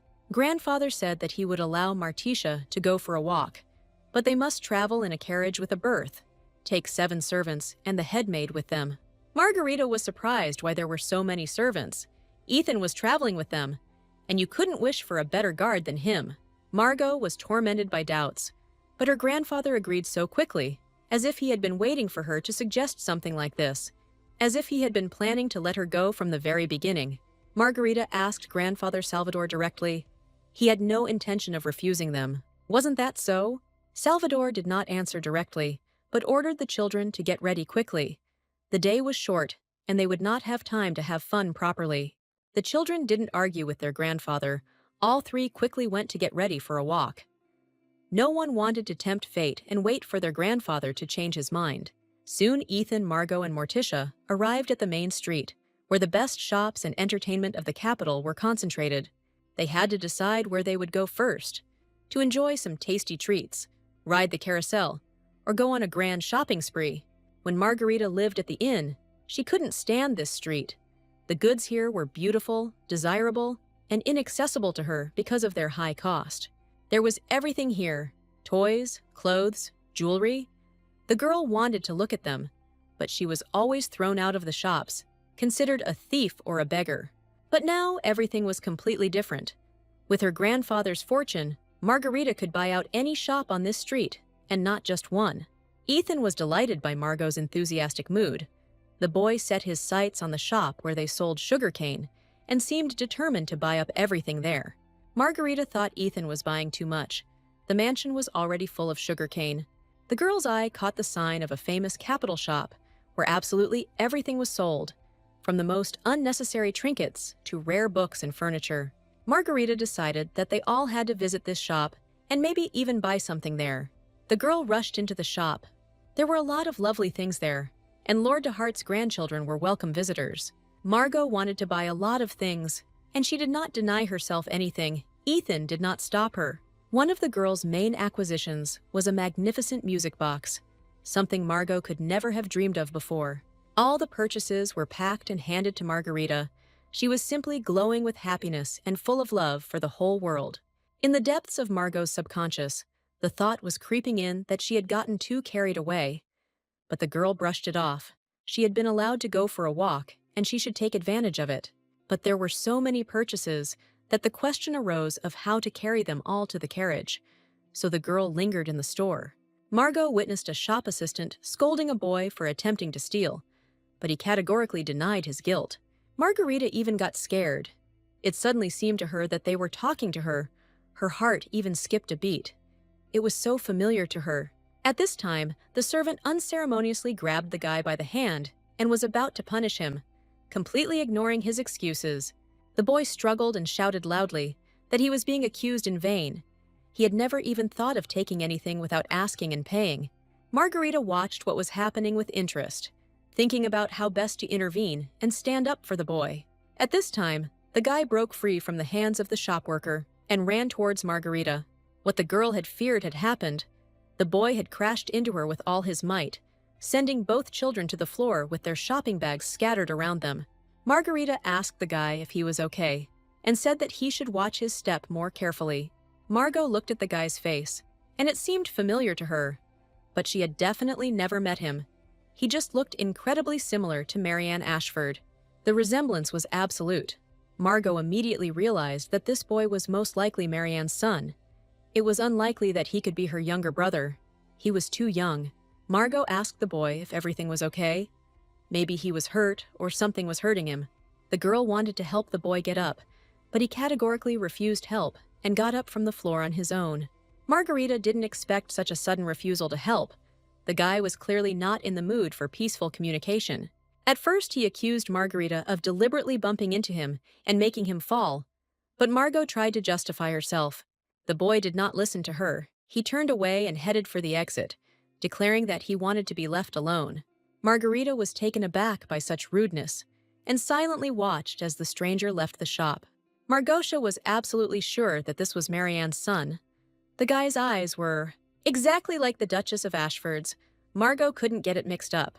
Margosha returned to the carriage thoughtfully and sat silently, thinking about what had happened. Ethan asked what had his sister so worried, or if something had happened in that shop, or if she had met someone unpleasant. Margarita asked him why he thought that, and Ethan replied that Margot had looked depressed since they left the store. Margarita said that in the shop, she met a boy who looked like 2 peas in a pod, with Duchess Marianne Ashford. Ethan asked what had her so worried, or if this guy had managed to offend Margot, in which case it was worth dealing with him. Margarita replied that nothing of the sort had happened, and that Ethan shouldn't worry about it, since if anything happened, Margot could stand up for herself. Margosha yelled at her brother for constantly interfering in her affairs and trying to beat up anyone who came near her. Ethan was offended. He did not deserve the accusations against him. The boy expressed the thought that it was quite possible that they would soon see Marianne's son again. Marianne fell silent. After Ethan's words, the image of that boy appeared in her eyes again. If she met him again, she would try to talk to him normally. Margarita breathed a sigh of relief. The foray into the city had ended without incident, but a new trial awaited them at home. Salvador announced that it was time for his grandchildren to begin rehearsals, and he sent out invitations to the concert to all the aristocrats and members of the royal family. The caring grandfather announced that his grandchildren had a whole week to prepare, and he was sure that was a lot. Ethan and Morticia slept quietly and peacefully. It was early morning, and the DeHart family's offspring were not accustomed to getting up too early. Margarita flew into her cousin's room like a whirlwind and shouted that it was time for them to get up and get to work. Ethan was indignant. Why did they have to get up so early, and what was Margarita doing that made his cousin unable to sleep? Margot reminded her cousins that there was only a week left until the holiday, and she had an important announcement for her brother and sister. But they had to change their clothes quickly. After some time, the children were in the hall, where Margarita set up a board on which she detailed the preparations for the holiday. Margarita demanded that Ethan and Morticia listen without distraction to everything she was about to tell them. Margot announced that she had thought for a long time about what the three of them could perform, and since Morticia couldn't sing, she had settled on a dance number. The children didn't even notice that Grandfather Salvador was watching them from the balcony. He could hear everything his grandchildren were saying. Unexpectedly, the head of the family was joined by Count Bernard Ruby DeHart, his youngest son, and for some time now, Margaret's father. Salvador informed his son that the children had begun preparing for their concert number. Bernard asked if his father had really decided to test this girl's capabilities again. The most amazing thing was that she managed to take care of her cousins. Lord Salvador replied to his son that Margot was successfully overcoming all difficulties, and that watching her growth and achievements gave him great pleasure. Bernard could only agree, but he noted to himself that his father was rarely interested in anything and even more rarely honored anyone with his attention. Salvador and Bernardo watched with interest as the children discussed their upcoming performance. Although it was not really a discussion, Margarita did most of the talking. She was both for the choreographer and for the coach. Morticia and Ethan listened attentively to Margot and remembered everything she said. Salvador's announcement of a special performance by his grandchildren turned a family get-together into a major party. The estate was in a state of organized commotion all week, but everything was ready by the appointed time. Margarita was worried. Everything turned out to be much larger than she expected. They, of course, rehearsed a lot, but still, the jitters did not leave her. Margarita was secretly spying on the preparations for the holiday when suddenly a loud question was heard behind her. "What is she doing here?" Margot looked back, made an innocently perplexed face, and asked who he was and what he was doing here. Count Bernard appreciated the joke and replied that Margot had not yet fallen into senile dementia and should remember him. The girl said she was joking. She was just watching the servants and trying to calm down. Bernard noticed that Margarita simply found an excuse to skip the rehearsal, even though it was practically the last one. The girl noticed that red drops of rubies were sparkling in her father's ears. Margarita recognized the very earrings that she had bought in the store during her last walk, especially for her father, and she was glad that he had worn them tonight. Margot looked incredibly smug, and Bernard didn't immediately understand what had caused the sudden change in his daughter's behavior. A happy Margot said she was glad because her father liked the gift. She spent a long time choosing them and thought they were an incredible match for Bernard's image. The girl unexpectedly declared that she was putting a lot of effort into this performance and deserved a reward. Bernard remarked that it was a rather impertinent request, but if the party went off without incident, he would reward all three with whatever they desired. Margarita took a solemn oath from her father that he would fulfill his promise. For her part, Margot was going to do everything possible to ensure that the performance went brilliantly and that Bernard would have the opportunity to fulfill his vow. Margarita intended to melt this man's icy heart completely and become a real daughter to him. The day of the performance arrived.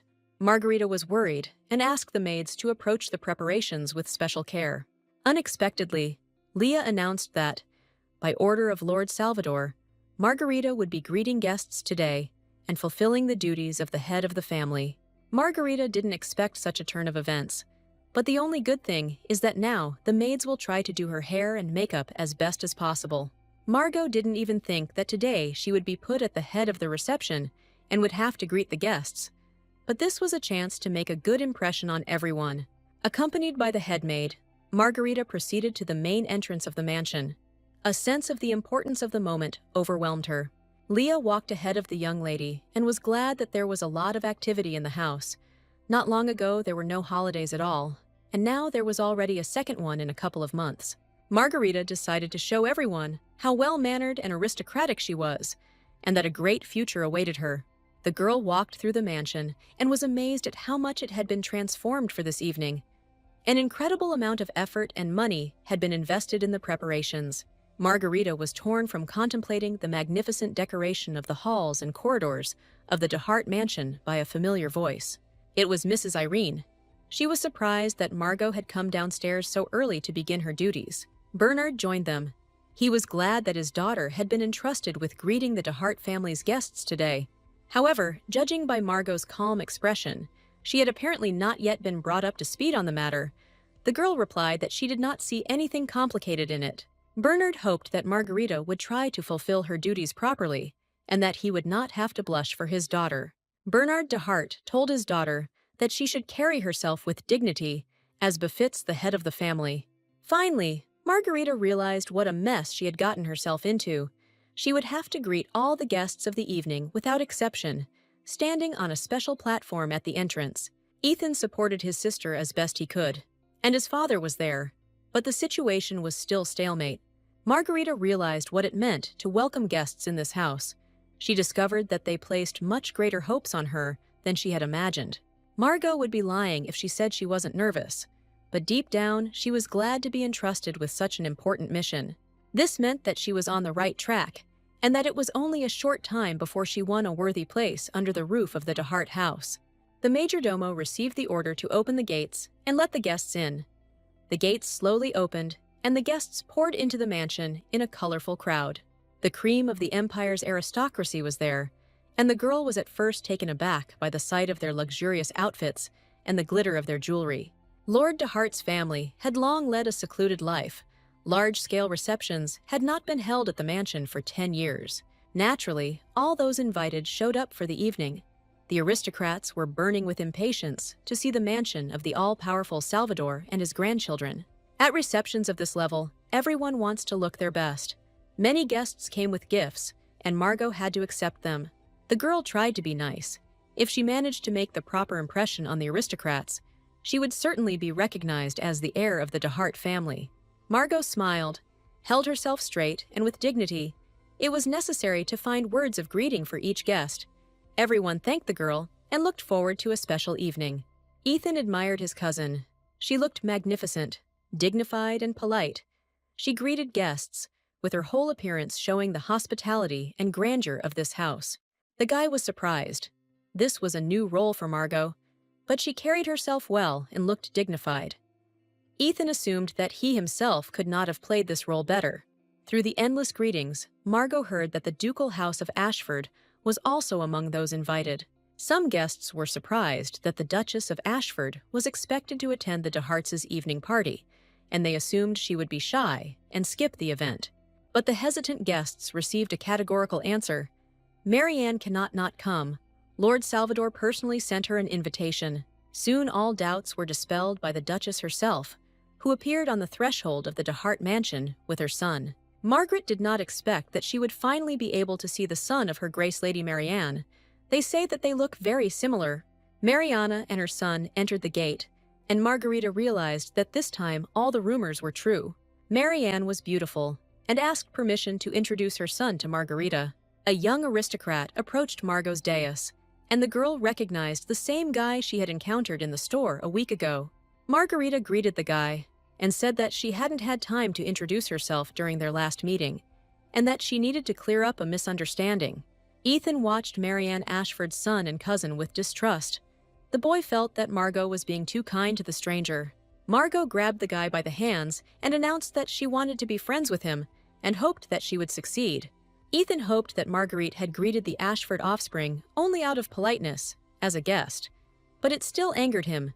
At this time, Margot was wondering whether she had done the right thing by expressing her hope for a friendly relationship, or whether she had been hasty. Judging by the stunned expression in the eyes of the Duchess's son, such a rapid rapprochement was unexpected for him. Margarita apologized for taking the boy by the hand and explained her behavior by saying that she was glad to see him. Margot saw that the guy was not very pleased with her friendliness, and she justified her actions by the desire to give him a warm welcome and apologized again. The Duchess was surprised that her son really knew Salvador's granddaughter, and she wondered where they had managed to meet. The young Duke of Ashford denied knowing Margaret. He declared that the young lady had made a mistake, and, together with Rosina, his sister, joined the stream of guests. Margarita was taken aback by the guy's behavior. He seemed even more introverted than all the members of the de Hart family combined.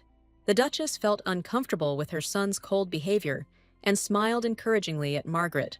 Lady Irene watched everything that was happening closely. She found this development of relations between her niece Margot and the Duchess's son strange. The guests dispersed throughout the hall, enjoying the evening and pleasant conversation. Margot sat on the chair of the temporary head of the family and reasoned that she had made a mistake, although she so wanted the boy to enjoy the holiday. Margarita couldn't get the Duchess's son out of her head. Salvador approached her and confessed that he had specially summoned the nobles for this evening. The Lord's only goal was to introduce his wonderful granddaughter to high society. But what should he do if the temporary head of the family had a sour face? Salvador asked Margarita to smile and not make her grandfather blush and justify the boring expression on the face of the main person of the evening. Margarita looked at her grandfather and was charmed by him. Today he looked simply gorgeous. With such an appearance, he would not have to blush in front of anyone. As a consolation and encouragement, Salvador brought Margarita a lot of delicious candies. He believed that this was the best way to calm the children. Salvador noticed that his granddaughter was not at all cheerful or so tired from greeting guests. When Margarita looks like this, Grandpa Salvador starts to worry. She has to tell him what is bothering her. Margarita immediately perked up. It can't be. But Grandpa Salvador is worried about her, so he brought a whole bunch of candies. True, if Margot tells him that she is worried about the fact that the Duchess of Ashford's son seems to hate her, and she wants to clarify this, then her grandfather will laugh at her. Margosha thought for a moment, looked away, and answered her grandfather that nothing special had happened. She was just a little tired and lost in thought. At the same time, she decided to ask Salvador if he knew anything about the Duchess of Ashford's children and whether he could tell her. Lord Salvador smiled sadly and said that one could only pity the children of Duchess Marianne. Margarita wanted more details, and she held her breath so as not to interrupt her grandfather. Salvador said that the Duchess of Ashford's children, like their mother, are rejected by society, and those around them avoid them, which makes their lives incredibly difficult. Now it became clear to Margarita why the Duchess's son was frightened by her friendliness and distanced himself from her. It also became clear why this child had such a hunted look. Margot was familiar with it firsthand. This is how people with deeply wounded hearts look. Margarita once looked at the world around her in exactly the same way. Maybe she is so worried about this boy only because she saw a part of her past self in him. Lord Salvador understood his granddaughter's thoughts and state, and suggested that he saw the Duchess's children heading towards Lady Irene's garden. Margarita was embarrassed to ask her grandfather for permission to leave her position as the temporary head of the family. Salvador himself guessed what his granddaughter wanted, and said that if she cared about the Duchess's children, then she could go to them. Salvador believed that all it takes is one caring person for others to begin to open their hearts, and this could happen sooner than expected. Margot thanked her grandfather and decided to immediately go to the Duchess's children. The girl decided to take some candy with her as the best way to cheer up the children. Lord Salvador looked after the girl with warmth. She was charming in her desire to help others. Margot's smile and her determination to take a step towards people captivated the Lord. Margot exceeded all his expectations and delighted him with her spontaneity. Margaret ran to Lady Irene's garden, but the Duchess's children were no longer there. Margot didn't understand where they had gone. She had already walked around all the areas adjacent to the garden, but the Duchess's children were not there. Margot was too naive to think that this problem could be easily resolved. Suddenly, the girl heard voices, but they were not children. Margot listened and became indignant. One of the guests speculated that the Duchess of Ashford's children did not show up at the party because they knew everyone disliked them and were probably hiding somewhere. The guests said that these children were the offspring of a witch and as disgusting as their mother. Others confirmed that Ashford's daughter and son huddled so tightly together and looked at everyone with such hostility that it gave everyone goosebumps. Margarita decided to appear right in front of the gossips, which put them in an awkward position. They were even a little scared of Margarita. The girl asked them where they got such confidence in the depravity of the Duchess's unfortunate children. All the children at this party are heirs of noble families, and the title of Duke is much higher than many. So why is everyone looking down on the Ashfords? One of the boys suddenly became bolder and replied that Margot had no right to tell them what to do. She was just a commoner who had been taken into a noble house out of pity. Margarita asked the impudent man if he really thought that her past somehow diminished her status as the temporary head of the Deshart family. The girl asked them what they thought would happen if she reported this to the children's families, and she remembered each one well. Courage immediately left all the offspring of noble families, and they decided to quickly leave this place so as not to arouse Margot's desire to repay them. The Duchess of Ashford's son immediately emerged from behind the tree. The boy accidentally witnessed the entire conversation. Margot realized that the guy had heard everything and asked him for forgiveness for these young gentlemen. Ethan had a strange feeling. The guy loved parties, but today he felt uneasy at this celebration of life. From the moment Margaret took the hand of the Duchess of Ashford's son, Ethan became nervous. The guy was puzzled as to whether Margot had managed to become friends with this pariah while he wasn't looking. Ethan couldn't think of anything better to do than turn to Margarita for help. His cousin is a smart girl and will help him figure out what's going on. And besides, he already misses her. Ethan decided that before the show started, he should find his cousin and find out everything from her. At this time, Margarita was trying to find a way to the heart of the Duchess's son. She didn't even know his name, but she stubbornly tried to improve the relationship. Margot was afraid that her addresses to the guy sounded too familiar, and he was probably used to formal address. The girl explained the guy's intransigence by the fact that there were a lot of people around, and he felt uncomfortable in this hustle and bustle. Margot asked the boy for permission to visit him at the Ashford mansion, if he didn't mind, of course. The guy seemed not to hear Margot. He looked into her eyes and asked why she was doing all this. Margot didn't understand what he was talking about or what she had done. The guy asked why she had intervened in the conversation of the nobleman's children and stood up for him. The son of Duchess Marianne was sure that communicating with him would not lead to anything good for Margarita. Everyone would turn away from her, and she would become a pariah, like him and his sister. Margosha was delighted. It turned out that all this time he had been avoiding her only because he did not want to harm her. Margarita told the guy that she was pleased with his determination to talk and asked him to give her his hand. She had one thing that would lift his spirits. The girl gave the Duchess's son a whole bunch of candies, hoping that they would please the boy. The boy was really happy and asked why candy, in her opinion, the best way to have fun. Margarita replied that a very wise man had told her that sweets were the best cure for childhood sorrows, and she thought he was absolutely right. The guy was in shock. No one had spoken to him as an equal for a long time, but this girl was increasingly inviting him to communicate. The boy told Margot that he didn't really like sweets and would give these candies to his sister. Besides, he should finally introduce himself. His name was Rogdai. Margosha was pleased to meet Rogdai, but she became worried about where his sister could have disappeared to.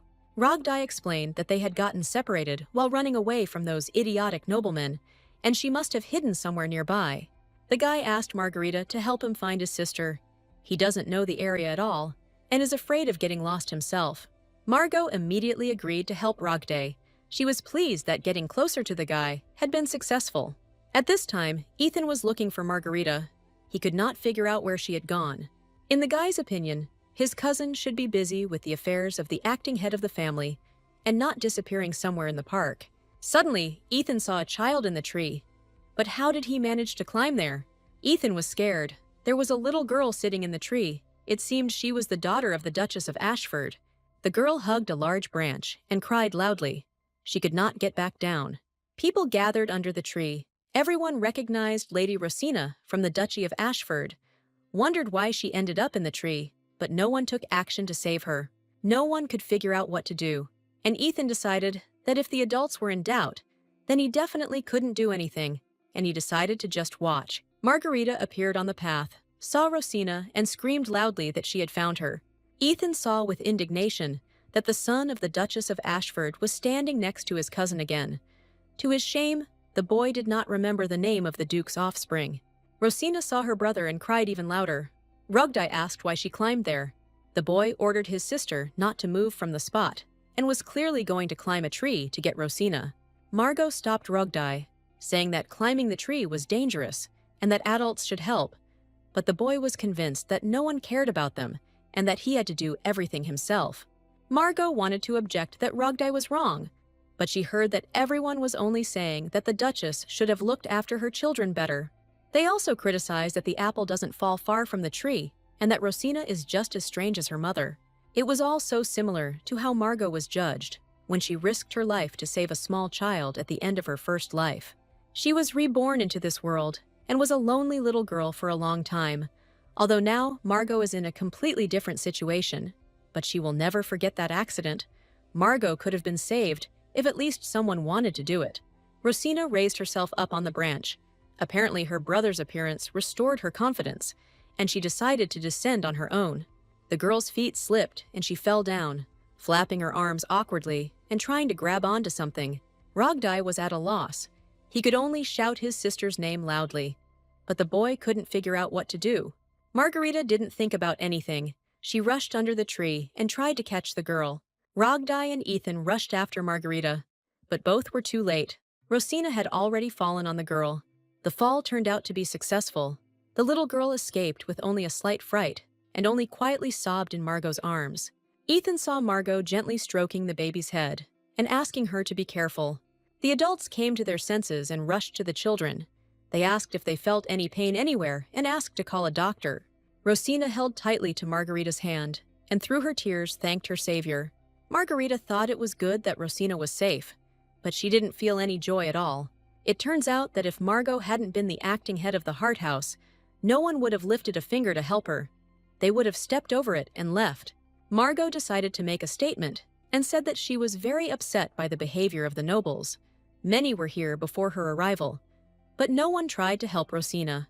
It turns out that all those noble and eminent people decided to simply pass by the unfortunate children, and they are not guilty of anything. Margot said that one cannot turn away from children. It is the duty of adults to always come to the aid of children. Rugdai looked at Margarita with admiration. The boy had never met such brave and honest people. Bernard suddenly appeared. He praised his daughter's speech as excellent, but immediately picked her up and carried her off somewhere. Margot asked where he was taking her. Bernard replied that they were going to the doctor. Margot demanded that he let her go. The performance was about to start. Bernard decided not to treat Margot and took her to the doctor. The local doctor decided that the girl had a sprain and she should refrain from putting any weight on her leg. Margarita was completely at a loss, and what should she do now? The girl tried so hard, and many spectators came to see the dance of Lord Salvador's grandchildren. If she was not on stage, the dance simply would not take place. Bernard was disappointed.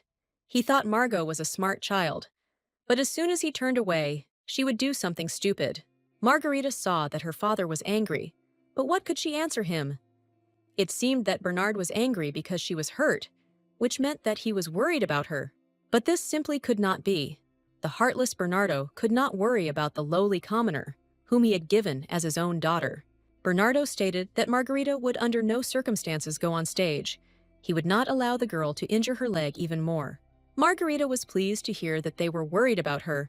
She tried to convince her father that everything was not so bad, but Bernard categorically forbade her to dance. Margot realized that her father would not give in and asked him to support her other idea. It was time for Lady Margaret to appear on stage, a moment everyone had been waiting for with impatience. They said that Salvador's granddaughter was the epitome of charm and were perplexed.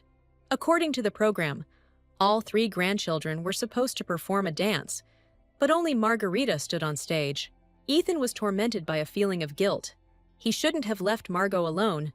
She represented the family and would probably just greet the audience. But Margot was not only going to say a welcoming word. Lord Salvador even provided his granddaughter with an artifact that amplifies sound. And this was an extremely rare thing.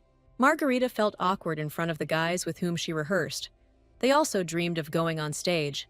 But the situation changed, and Margot decided to sing. Margot was unable to dance and told Bernard that she was going to sing, but her father was puzzled as to whether she could really do it. The girl calmed the count down. She often sang in the tavern. The guests were delighted and even gave her a little money.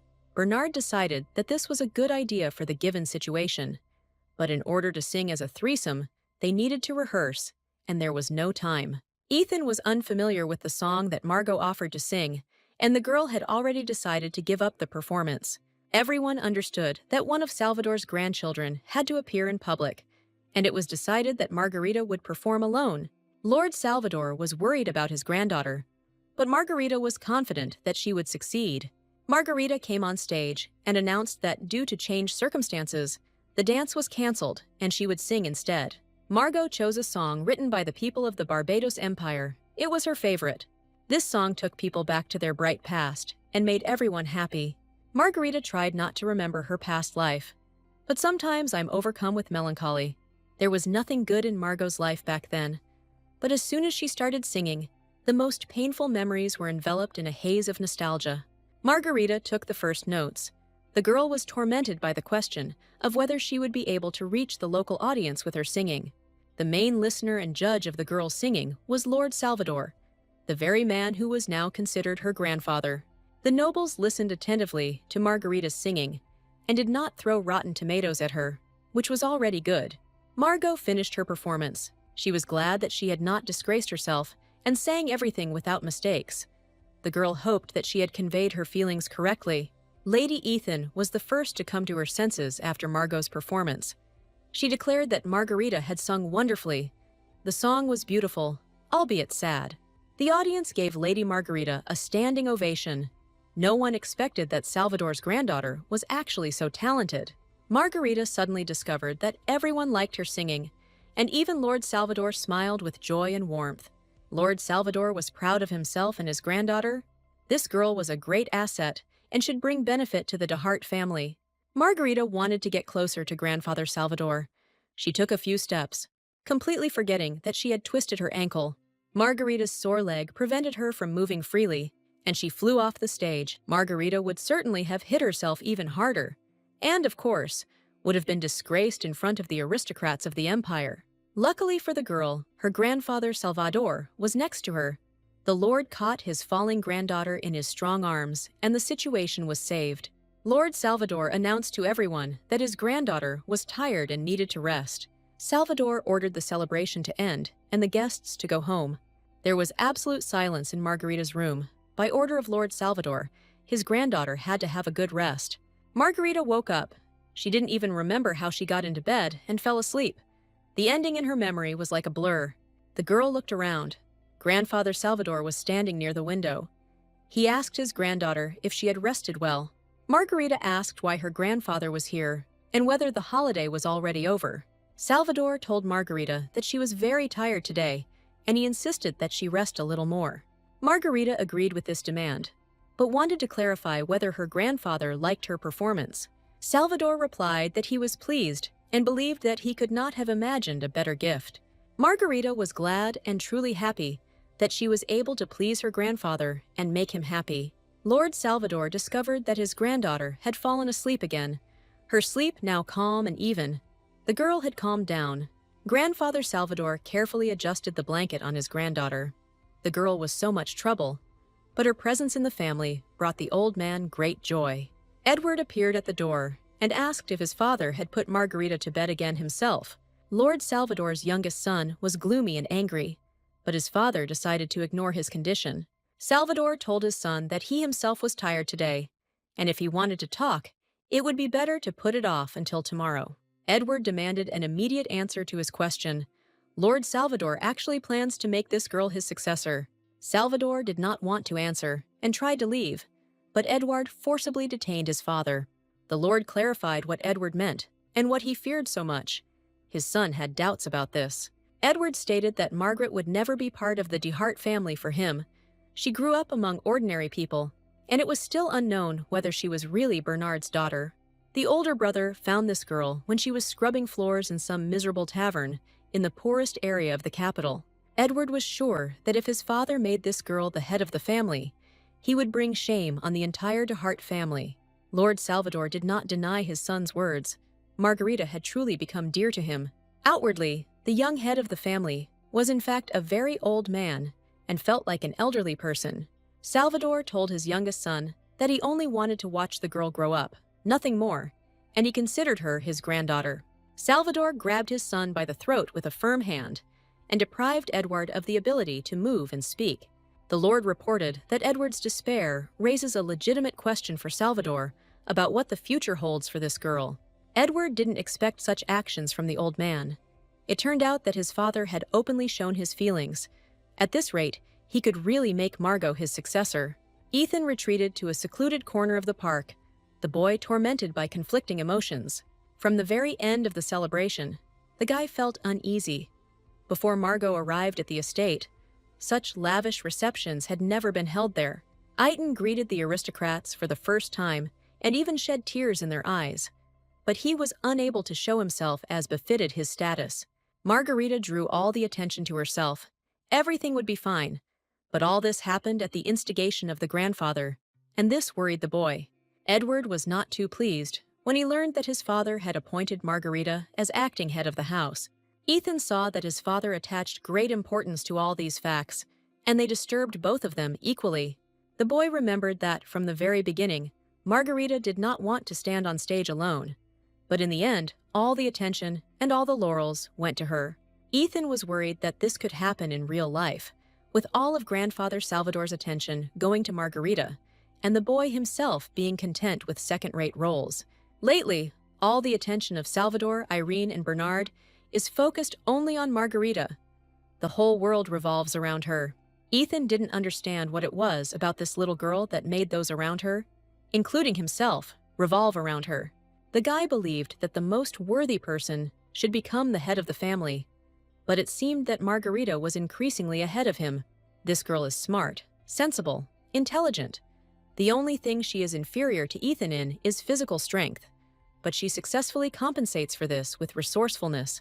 A maid came into Ethan's hiding place, asking the young master for forgiveness for disturbing him, and said that Master Edward was looking for him. Ethan was surprised that his father suddenly remembered his existence and rushed to meet him. Margarita woke up. She felt completely rested. Her strength was restored, and her body demanded movement. The girl was worried that she would have to spend another day in bed. She felt her body becoming weak from lying there for so long. The maids entered the room and asked if the mistress was awake. Margot wished the girls good morning and asked what kind of boxes they had brought. The maids reported that these were all gifts sent, especially for the young lady. Margarita asked who sent all this and why there were so many boxes, and again, the whole room turned into a warehouse. The maids looked at each other and reported that Lady Margot's performance at the celebration left no one indifferent. Gifts for the young singer began arriving at dawn, and now there's no end in sight. Only a portion of what was sent was brought into the room. The aristocrats of the empire expressed their gratitude to the young singer in this way. This is a common situation. Leah ordered that the gifts be delivered to Margarita's room as she unwrapped them, so that the lady could begin sorting the presents. Margarita agreed that this was exactly what she would do now. She was flattered to be the center of attention, but at the same time, it was not entirely comfortable. Before unpacking the gifts, Margarita had breakfast, and only then took on this pleasant but tiring task. The maid brought in a few more boxes and announced that this seemed to be the last batch, and there would be no more gifts today. The flow of gifts seemed endless. Their number did not decrease, and at this rate, Margot would not be able to cope even in 2 days. While unpacking, the girl came across a gift from Rogdi Ashford. The Duchess's son had sent her an impressive box, and Margot became curious about what was in it. A note was attached to the gift. Rogdi thanked Margot for saving his sister and asked for permission to visit her soon to ensure her recovery. All the gifts were red. The guy was similar to his mother in this regard, although the apple didn't fall far from the tree. In any case, Margarita was glad that she and Rogdi had become closer. At that moment, there was a knock at the door, and Margot allowed the person knocking to enter. Bernard entered the room, assessed Margot's well-being, and announced that she looked more cheerful than he expected. Margot asked why Bernard decided to visit her. Her father replied that he wanted to make sure that his daughter was okay, and if everything was good, then he was leaving. Margarita said that Dad shouldn't leave her so quickly. Besides, he didn't come empty-handed, wasn't she right?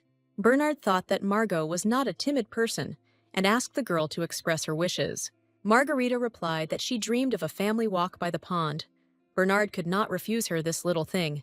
The sun had risen long ago and was shining brightly in the absolutely cloudless sky.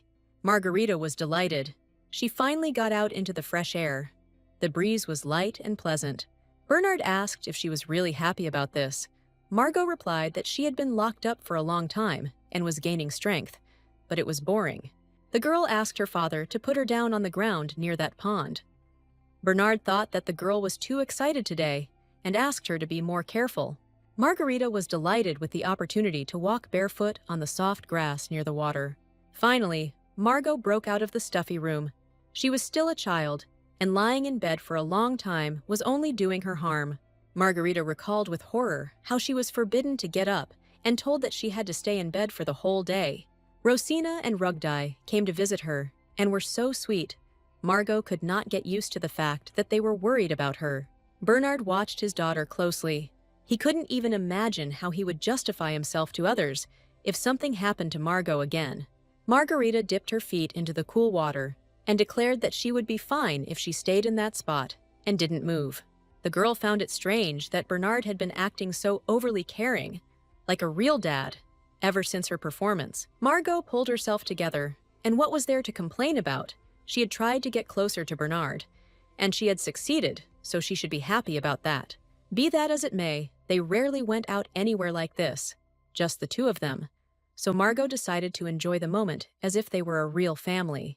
Bernardo decided to entertain his daughter and tell her a story about a coastal ghost that lives near this pond.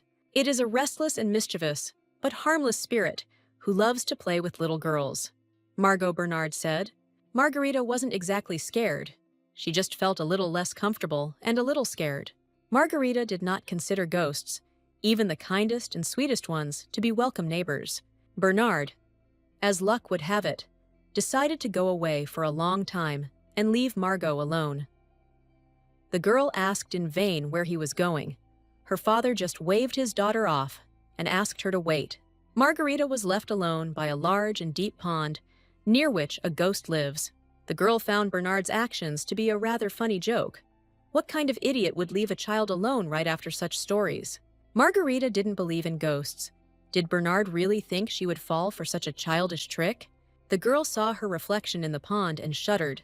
She decided that it would be better for her to leave the shore of the pond. Just as she was about to leave, she slipped and fell straight into the clear water. The last person she saw before she fell was her cousin Ethan, standing quietly not far from her. Margarita screamed for Ethan to help her, but the boy had no intention of moving. Margot managed to call for help again and went underwater with her head. Bernard's joke turned out to be fatal. Margarita went deeper and deeper under the water. She couldn't swim. The air left the lungs, water seeped in to take its place. It was painful and cold. Bernard had already returned and saw how Margarita had plunged into the water. He hurried to help her. Despite his haste, Bernard managed to notice that his younger brother and nephew were standing not far away, calmly watching Margarita drown. Bernard wanted to ask his relatives why they were so indifferent, but first he had to help Margarita. The pond was not deep, and the rescue operation for the girl was successful. Margarita spat and asked where her father had gone. Bernard asked Margarita for forgiveness. It was a stupid joke. He didn't expect that everything would end so tragically. Margarita felt that Bernard was shaking all over. It was nervous, and the girl thought that, most likely, this man felt guilty, like his father.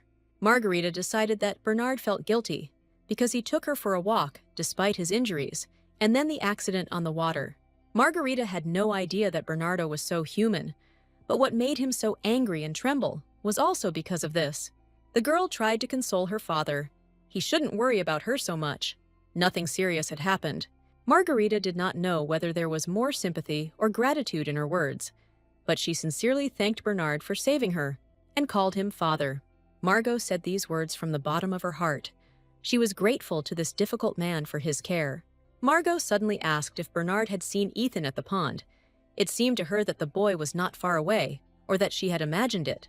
Margarita remembered that she saw not only Ethan, but also his father, Edward, and both relatives calmly watched her drown. Bernard stated that Margarita simply imagined it. There was no one at the pond except the two of them. He simply decided not to bother his daughter with unnecessary worries. Bernard regretted that his younger brother really hated Margarita so much that he really needed to head the family. Ethan took off and ran, but not towards the pond. He was confused again. The boy quickly moved his legs and passionately wanted to meet someone grown-up and strong so that he could tell him about Margarita. Ethan remembered the strange look on his dad's face and his words about how Salvador always indulged Bernardo just because he was the oldest. Now, Salvador wants Edward to recognize a girl who grew up among commoners as an equal. This will never happen. Ethan saw that since the night of the conversation with his grandfather, his father had not been himself. He constantly looked at Margot so frighteningly that the boy became afraid. Ethan didn't understand what happened at the pond. His father put his hand on his shoulder, and the boy's legs seemed to turn to stone, and then he ran and met Leah. Ethan, out of breath, told the maid that Margarita had fallen into the pond and needed urgent help because the girl couldn't swim and her leg was injured. Ethan shouted that Margarita was in danger and that she needed to be rescued immediately. Unexpectedly for the guy, Uncle Bernard appeared with Margosha in his arms. The girl was unconscious. The uncle ordered his nephew not to be hysterical and to calm down. He saved Margarita, and now everything will be fine. Bernard was interested in one question: why Ethan, when he saw Margarita drowning, did not rush to her aid, but stood calmly on the shore. Bernard had sincerely hoped that this was just a misunderstanding, but now he had no doubts left. The Count told Ethan that he had greatly disappointed him, and that now he could not turn a blind eye to the threat the boy posed to Margot's life. Bernard categorically forbade Ethan to approach Margarita. The most he could do was a fleeting greeting in the hallway. A few days later, Margot had recovered from her latest misadventure, and since nothing was bothering her anymore, she could return to fencing with Ethan. One thing was strange. Her cousin never visited her during the days of her illness. It was unclear what he was so busy with that he completely ignored his younger sister. Just as Margot was thinking about her cousin, he turned the corner and practically collided with her. Margarita was delighted to meet him, but her cousin behaved more than strangely. He muttered something instead of a greeting and was about to leave. Margot didn't notice his intentions and announced that she was just about to go to him and ask him to take her with him to training, since that's where he was going now. Ethan didn't finish listening to what Margot was about to tell him. He silently stepped away from his sister and turned away. Margarita was left to wonder what happened to her beloved brother. Since he didn't tell her anything, Ethan took off running down the corridor away from Margarita, as if she were a leper or a ghost. The girl did not understand why her brother had run away from her. Margot was perplexed and decided to drop in on Martisha and have breakfast with her. Only Margarita knocked in vain on her cousin's room and called her by name. The answer was absolute silence. Margarita decided to look into the room. There really was no one there. Where could Morticia have gone, especially at such an early hour? The baby's bed was made, and the room was in perfect order, something Margot hadn't seen there for a long time. Margarita was about to leave when she suddenly noticed Margosha's drawing thrown on the floor. It depicted 4 people, an adult man, a boy, and a little girl, ready to defend themselves from a 4th person, a girl with blonde hair. The drawing puzzled Margarita before she could figure anything out. She heard familiar footsteps behind her. Bernard called his daughter and asked what she was doing there. Margarita replied that she wanted to visit Morticia, but for some reason, she was not in her chambers. Bernard told Margarita that they needed to talk about very important things. Margot had lived her last days in blissful ignorance and the hope that everything would now be fine. So Bernardo's stern expression puzzled her. Bernard asked his daughter to stay away from Ethan and the rest of the family associated with his brother Edwin. Margot didn't understand why she had to avoid her relatives. Bernard explained that it was all for her safety. Margarita did not understand how Lady Irene, Ethan, and Morticia could harm her. Even Uncle Edward seemed to her a complex, but completely harmless person. Bernard replied that until now she had been able to spend time with Edward's children, as if they were ordinary relatives. But now it was time to face the truth. Edward's children are not only related to Margarita, they are also rivals in the struggle for power. Just as mortal enemies as the brothers, Bernard and Edward, it is inevitable. The leader is always alone, and around him there are only enemies who want him to lose. Bernard told the girl that the head of the family was currently deciding who to pass the title to, and Margarita was included among the contenders and should be ready. Margarita told her father that she was not striving for a title and did not want to be the head of the DeHart family. Why did she need those horns? She hadn't really lived yet. Bernard felt like he had misheard what his daughter had said, and that what she was saying was unreal to him. Margot made her position clear. Regardless of the situation in the house, she wanted to remain on good terms with all members of the DeHart family, as she had been up to that day. Margot considered the current situation to be wrong, and stated that grandfather Salvador would certainly be upset if he learned about the feud between his children and grandchildren. Bernard expected something like this, and understood that it would be difficult to convince Margot to follow his advice. If she insisted, he would arrange a meeting with her grandfather. Bernard did not postpone the meeting with Lord Salvador for long. They met a couple of hours later over a cup of tea. Salvador asked who came up with the idea of the three brothers. Margot couldn't believe that her father had involved her grandfather in their affairs. She wanted to solve it on her own. Bernard told Salvador and Margot in detail everything that had happened a few days ago at the pond, including the strange behavior of Edward and Ethan. Margarita was indignant. But why didn't her father tell her about this before? She should have known. The girl couldn't understand why Edward and Ethan stood calmly aside while she was drowning. Did they really want her to die? Salvador was upset. He assumed that Edward had completely despaired. He was so eager for power that the Lord simply did not know what to do with him next. Bernard stated that the level of hostility on his brother's part had reached a critical point, and he no longer had the right to turn a blind eye to it. Salvador agreed with this. Grandfather asked Margarita if, after everything that had happened, she still wanted peace in the family. Margot replied that now she wanted everyone to make peace even more, and for precisely the same reason. Salvador agreed with Margot. He didn't want to see his grandchildren feuding the same way his sons had once feuded. It would be too exhausting. Lord Salvador stated that in order to avoid senseless conflicts, he would approve the candidacy of his successor in the very near future. Bernard wondered if his father had finally decided who would become the head of the DeHart family after his retirement. Lord Salvador was determined. He already knew a worthy candidate and would soon inform everyone else about it. Margarita understood perfectly well that her grandfather was not the kind of person who would joke about such things, especially in the current situation. Salvador said that kindness and a desire for reconciliation could not be expected from his sons, so he intended to look a little further into the future.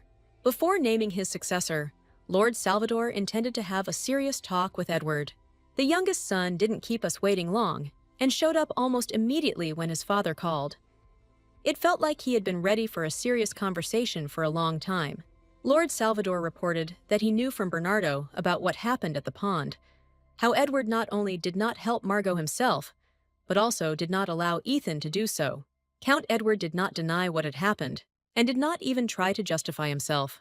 Salvador was outraged. Edward really stood and watched as Margarita drowned, and did not try to help. He still hoped that Bernard was exaggerating. Is his own son really so cruel and power-hungry that he is ready to sacrifice a family member for the sake of his ambitions? Edward stated honestly and openly that his main wish now was for this girl to simply disappear, or better yet, die. Lord Salvador knew his son Edward was in dire straits, but he never imagined that he could sink to such baseness. Edward acted consciously, and therefore asked his father, when it happened, that their family became subject to empty sentimentality.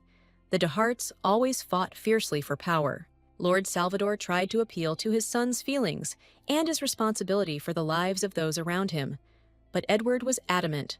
Count Edward reminded his father that the DeHart family was famous for the fact that everyone was free to be cruel without regard for others, even blood relatives. The Lord regretted that his son reasoned in this way.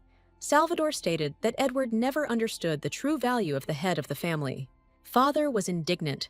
Even if the man was a genius, Salvador would never hand over the reins of power to someone who did not take into account his close relatives.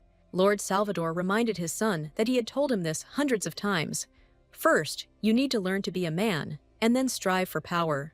The Lord declared that his position was unchanged, and he would not hand over the house of Dahart to the hands of such as his Edward, men without hearts, in whom there was not a drop of compassion. Salvador said that if Edward so strongly desired to take the place of the head of the family, he should achieve recognition in a fair fight, and not plot against Margarita. Count Edward was indignant. Did his father really think that he would so easily give up power to some girl?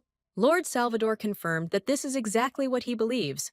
Count Edward de Hart will never defeat Margaret de Hart, no matter how hard he tries. Edward was furious about the conversation with his father and rushed to look for Ethan.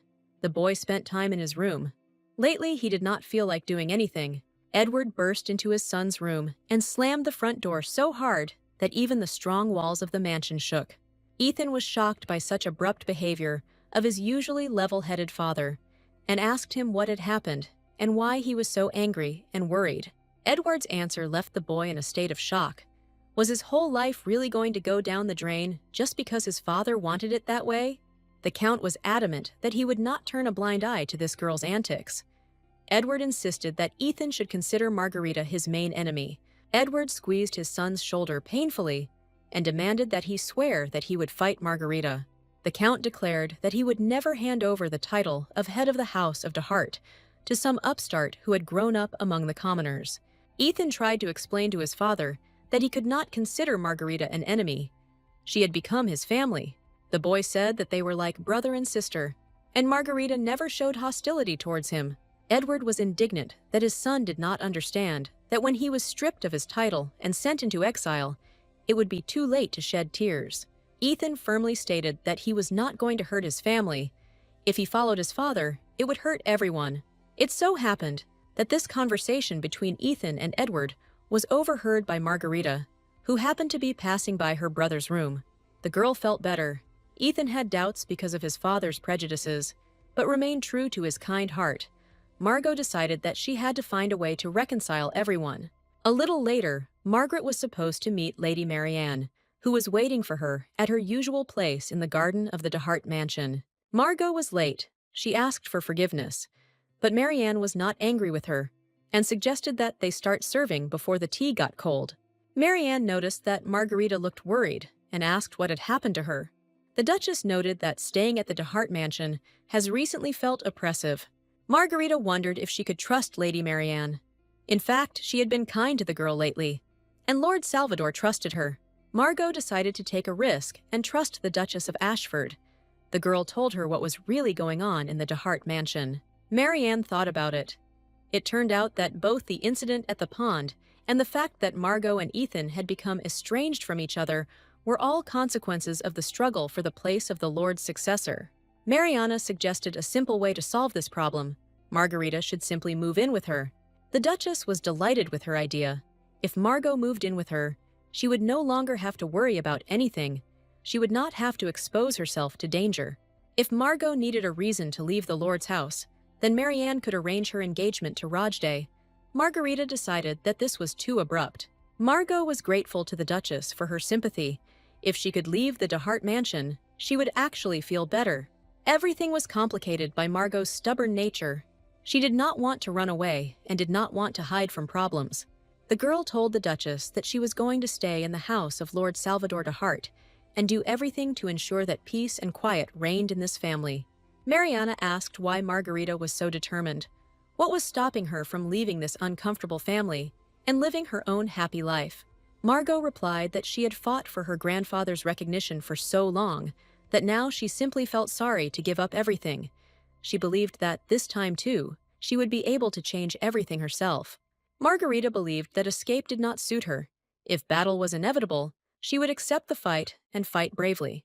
Marianne admired the girl. Her decision to stay and fight was entirely in her spirit. The Duchess promised to provide the girl with every possible support. Whether by chance or not, Lord Salvador heard the entire conversation between Marianne and Margarita. His granddaughter did not disappoint the old man's expectations. Now it was the turn of the head of the family. If his granddaughter showed such determination, then he too could not back down. There was not much time left to wait. The day was approaching when the fate of the House of Dehart would be decided once and for all. One ordinary day, when the maids were still busy with Margarita's morning toilet, there was a loud knock on the door of her room. The girl was not expecting anyone so early, and could not even imagine who it could be. Margarita interrupted the process of creating a hairstyle and allowed entry. Lily burst into the room, incredibly excited and out of breath from running so fast. Margarita asked what happened, and why Lily looked out of sorts. The maid announced that an urgent message had arrived from Lord Salvador. An important announcement was being prepared regarding the successor to the post of head of the family. All members of the Dehart family are required to report to the central garden immediately. The same message was sent to Margaret's father, Count Bernard, and of course to Count Edward, his son Ethan and daughter Marticia. Lord Salvador Dehart looked impeccable, young, handsome, fit. His appearance did not match his age. Only the look in his cold eyes betrayed experience and intelligence. The head of the family glanced at his children and household members. It seemed that everyone was gathered. Lord Salvador announced that he had gathered everyone here for an important matter, and here and now he was announcing the beginning of the official trial that would determine his successor. Wow, Margarita thought. Grandpa is just on fire. What interesting tasks he came up with for the test subjects. Salvador said that he had hoped to resolve the issue of succession peacefully, but the heirs themselves were starting to fight, and he could no longer turn a blind eye to this. Lord Salvador caught the anxious look of his youngest son and declared that two contenders, Ethan and Margarita, would face off in the fight for the title of successor to the head of the family. The fathers of these two children, Eduardo and Bernardo, are prohibited from any participation in the competition beyond simply assisting the participants. Salvador announced an important condition. If anyone died or was seriously injured during the test, both candidates would be deprived of the right to inherit. In addition, the grandfather noted, the candidate who lost the competition would be sent to a country estate for a while. Margarita was indignant. Sending a man to a country estate meant, in fact, expelling him from the Dehart mansion, and that was also impossible. Of course, the losing contender has absolutely nothing to worry about, Salvador continued. This does not mean at all that he will cease to be a member of the family. The Lord only wanted the losing contender to devote himself to improvement, grow stronger, and then return to the bosom of his native family. Ethan agreed to the conditions. If the fight was fair and honorable, he would give it his all and try to defeat his sister. It was strange, Margarita thought. Ethan looked much better, as if his grandfather's announcement had cheered the boy up. Ethan's eyes lit up, and he was finally able to look straight into Margarita's eyes. Margot had some doubts, but she also agreed to participate in the duel. Lord Salvador was pleased that both his grandsons agreed to participate in the competition for the right to be considered the successor to the head of the family. The test was designed to reveal the quality that the Dehart family valued most: excellence in any field. Edward clarified that all that would be required was for Lord Salvador to recognize the applicant's skills in any field of activity. The Lord objected that it would not be him who would decide who would win the competition. An independent judge would evaluate the skills of the contenders. After much hesitation, Salvador decided that this person would be the head maid of the mansion, Madame Liana. Edward was indignant. His father was proposing that the future of the most influential and noble family in the empire be decided by ordinary servants. Salvador objected. Madame Liana could hardly be considered an ordinary servant.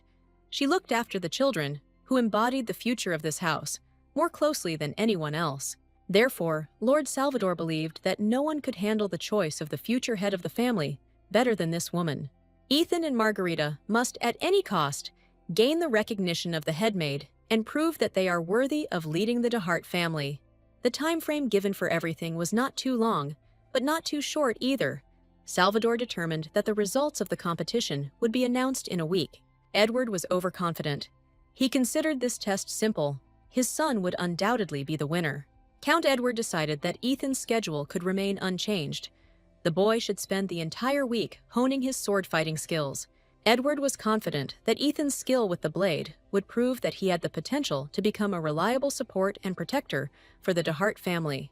The Count instructed his son to earn the right to power and show everyone his true power. Bernard and Margarita were not so sure. They remained alone on a bench in the central garden and became lost in thought. Margot thought she needed to figure out what would make Liana believe she was worthy of leading the DeHart family. Margarita was indignant that for such an important task, her grandfather had given her only 1 week, which could have been accomplished in a miserable 7 days. Bernardo advised his daughter to think everything over carefully. The main thing is to figure out what kind of person the headmaid is and what she might like. Margarita thought about what Liana was like. She seemed to be diligent, honest, kind. That was all the girl could say about her. It turned out that Margot knew nothing about the person who was next to her most of the day and made her life comfortable and easy. What is she really like? This still young woman in a strict uniform dress and cap. What worries her? What she thinks about? What she loves? Margarita realized that she knew Liana only from one side, as a person who constantly takes care of her. It never occurred to the girl to inquire about Liana's past or her life outside the mansion. The headmaid's dreams and thoughts did not concern Margarita. Liana was always nearby, leaving and coming at the first call, but no one thought of her as a person. Margarita concluded that her grandfather was hinting, or rather saying outright, that his grandchildren needed to rethink some things in this life. Bernard sat silently next to her and waited for his daughter to decide. The girl suddenly perked up, as if she had come to some important decision. Margarita asked her father to arrange for a carriage to be prepared for her. Margarita decided to enlist the support of those around her. Only then will she find a way to win this duel. Bernard realized that Margarita had an idea and said that he would order everything she wanted to be prepared for her immediately. Not much time had passed, and Margarita had already left the estate. Bernard was almost certain that his daughter's wits would not fail him this time either. Margarita was starting on the path to victory or defeat. It was a matter of luck, the girl reasoned.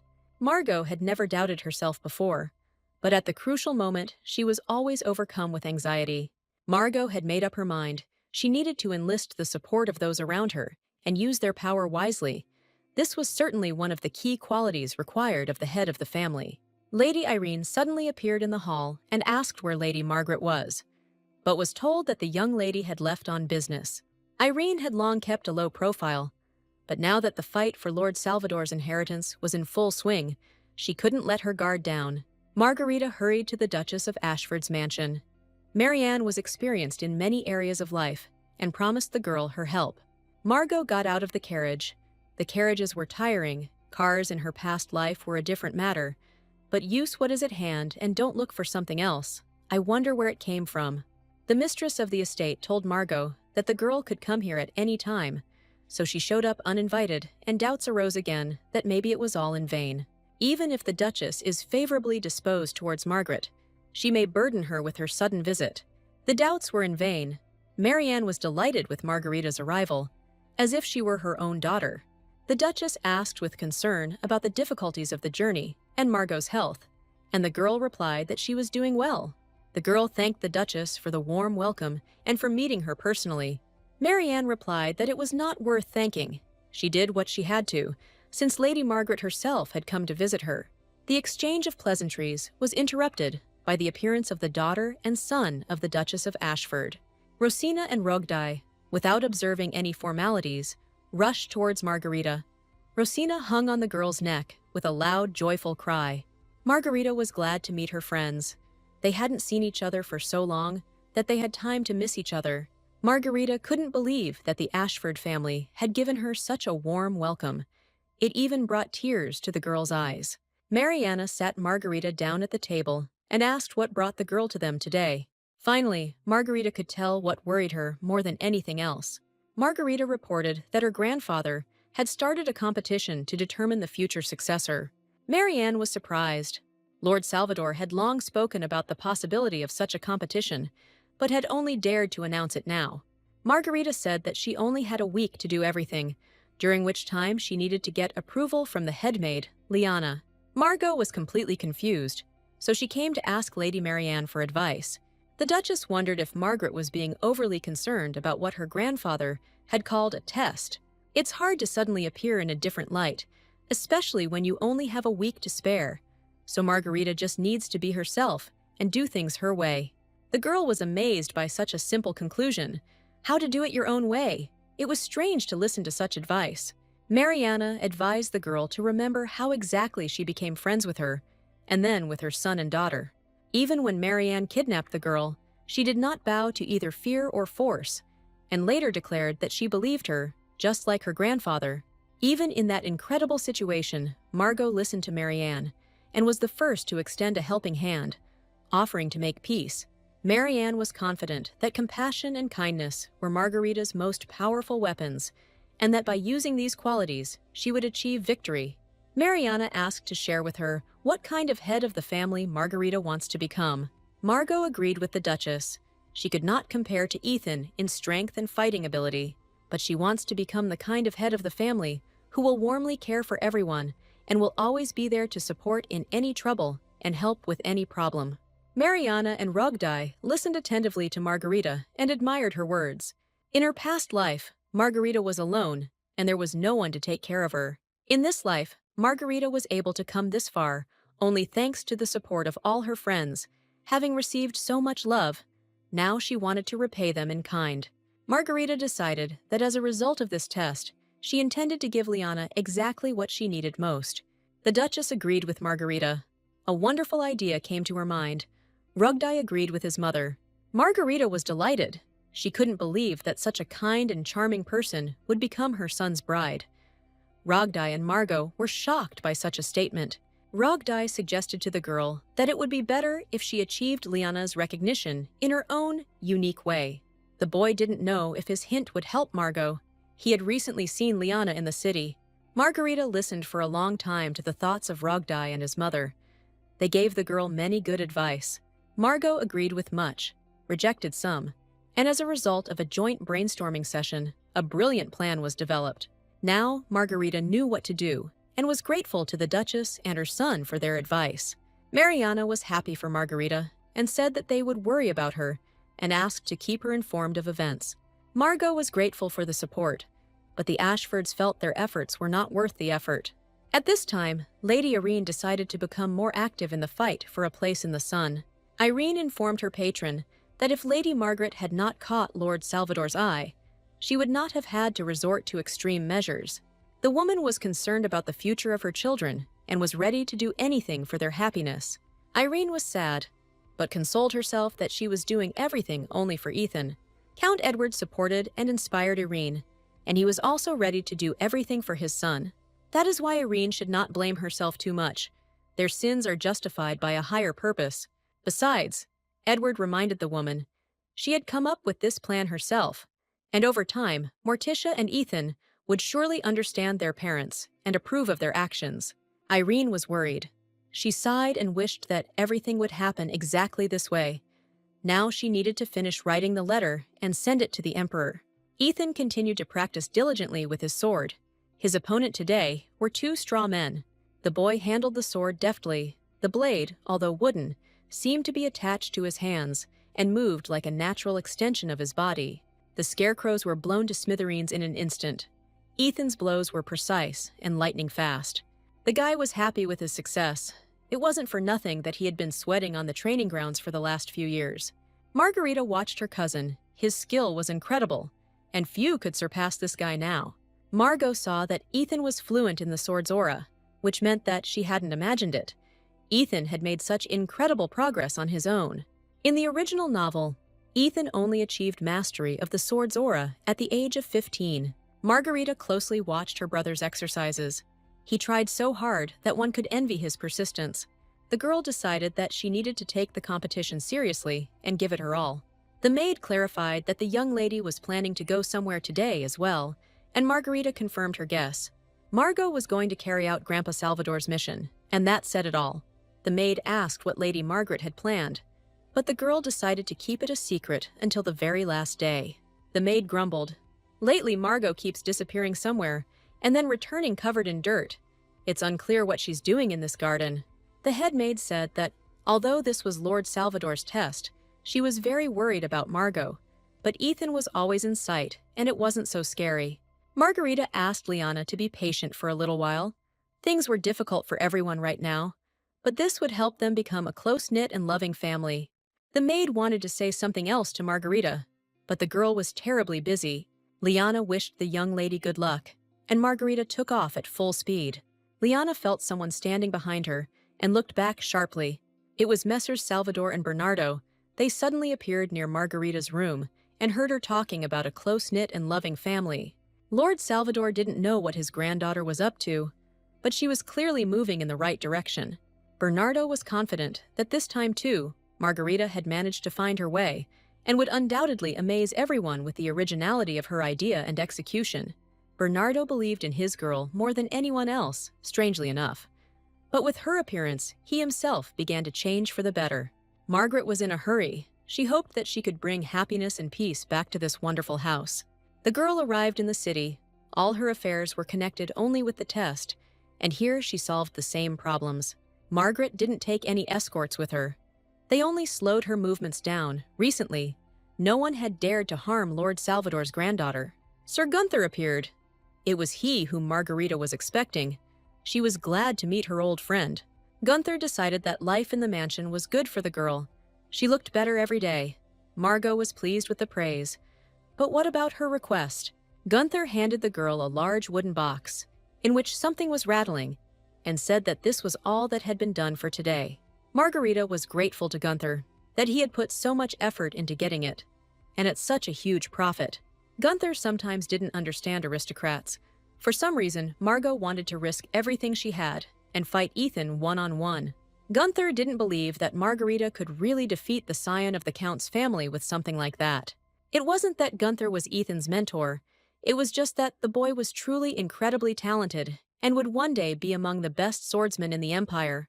Margarita received further confirmation that she was right. Sir Gunther also considered Ethan a worthy opponent. Margarita replied that she had no doubt about Ethan's merits, and therefore decided to use an original approach in this competition. The girl reminded Gunther that he had said that there was always a chance to win, even if it was tiny. Gunther approved of Margarita's attitude. She must have planned something incredible. He decided that he would root for her. When asked why not Ethan, Gunther replied that, of course, he needed to support his own student, but he needed Margot to defeat the scoundrel Edward. As he escorted the girl to the carriage, Gunther wished her to give it her all, but not to overdo it. It is always necessary to have at least a little strength left in reserve for the next victory, the experienced fighter advised Margarita. Margarita replied that Sir Gunther should take care of himself and not strain himself too much at work. The cunning shopkeeper shouted after the carriage so that in case of victory, Margarita would remember who helped her achieve this. The week of preparation flew by in the blink of an eye. Ethan diligently practicing with the sword. Margarita ran around everywhere with building materials, surprising everyone around her. Ethan believed that no one could surpass him in skill, and that he would win. Margarita was less confident of victory, but hoped for a successful completion of her hopeless cause. Ethan hid his thoughts, but in reality, he was preparing with all his might, just so that Margarita would never have to be ashamed of him. Margot recognized Ethan's abilities, but she wasn't going to lose without a fight. The day of the long-awaited duel between the two best offspring of the de Hart family has finally arrived. A day that will decide everything and put an end to all the eyes in the sentences. The mansion was buzzing like a disturbed beehive in the morning. Everyone was discussing the chances of the contenders to succeed the head of the family. Margarita and Ethan appeared before strict judges, and the children wore their formal costumes for the occasion. Lord Salvador decided to give an opening speech. It was not long, but capacious. Today, Salvador announced, would determine who would become his rightful heir, and who should take second place and become the heir's assistant. Madame Liana was worried about both of them. Both Margarita and Ethan were equally dear to her, but the children had to demonstrate their abilities to the fullest extent. The whole family gathered to witness the triumph of one child and the defeat of another. Everyone understood that the guys had little time to prepare, but both were in equal conditions. Madame Liana believed that both Marguerite and Ethan had done their best in the 7 days allotted to them. Lord Salvador's face is inscrutable, making it impossible to tell which of the participants he sympathizes with. Brothers Edward and Bernard, like their father, stood with stony faces. But here, no need to guess. Each was rooting for his own child. Lady Irene took the most inconspicuous place, behind the servants, but she was the ace in the hole that Edward was counting on in case of Ethan's loss. Margarita and Ethan had been preparing diligently for this day. and were eagerly awaiting the start of the trials. The children were ready to show everything they could achieve in a short period of time. Lord Salvador gave the go-ahead for the competition to begin and asked his grandchildren to show their best. It was decided that Ethan would go first. The women were supposed to go first, but it was decided by lot. Edward wished his son to demonstrate all his skills to the maximum, and the boy was ready for the performance. Ethan stepped to the center of the court and stated that all this time he had been perfecting his abilities in order to protect the DeHart family. Everyone was stunned by Ethan's abilities. He wielded a sword like a little god, and it was especially striking that the boy, at such a young age, had mastered a special technique, the sword's aura. Liana watched the young master indifferently. He was an excellent swordsman, but was that enough to rule the family? Ethan continued to demonstrate his skill. The sword in the boy's hands seemed like an extension of his arm. The boy was preparing to demonstrate his incredible ability to enhance the force of his sword strike. One of the trees standing next to the site was chosen as the object of the demonstration. Ethan swung his sword and struck the tree trunk. The eyes of those present became like saucers. There was truly something to be surprised about here. An 11-year-old boy, almost a child, cut through a tree trunk more than half a meter thick with one blow of his sword. The young swordsman stopped next to a fallen tree. No beads of sweat were visible on his face, and his breathing was even, as if he had not been swinging his sword. There was thunderous applause, and Edward smiled smugly. Could any girl possibly surpass his son's skill? Madame Liana acknowledged that Ethan DeHart was an unrivaled swordsman. Ethan mastered such a powerful technique as sword aura in such a short time. It was simply incredible. Lord Salvador agreed that in the entire empire, there were no people equal to Ethan in the art of sword fighting, plus a huge progress, and this in just a week. It was Lady Margaret's turn to show off her achievements. Madame Liana asked the girl not to worry, and to show everyone what she had prepared. Margarita announced that very soon, she would demonstrate everything that she had prepared for today. But first of all, Margarita wanted to get permission from everyone present for one minor action. Madame Liana clarified what exactly they should allow Margarita. First, they need to find out specifically, and only then allow it or not. Margarita said that she was asking permission for Madame Liana to go with her to a certain place. The girl only wanted Liana and everyone else to agree to this. A week ago, Rugdai gave Margarita a great idea, telling her where and how he saw the headmaid in the city. Rugdai did not immediately recognize the woman who was asking about flowers in one of the market stalls. The guy took a closer look and realized that this was the head maid of the DeHart family. He couldn't be mistaken. Rugdai heard that Madame Liana was interested in a garden plant called Nemesia, which was very popular and grew well. Liana looked at the flowering plants with genuine interest, lingering on the especially beautiful and rare ones. The shop owner asked Liana whether, judging by how often the lady came here, she was very interested in plants. Madame Liana admitted that this was true, but she did not even have a small corner where she could grow flowers. Margarita took Liana to a not-too-remote corner of the park and showed her a small area equipped for relaxation and decorated with various flowers. Liana admired the beauty of this area, but she couldn't understand what it was all about and how it related to today's competition. Margarita reported that this is a new recreation garden.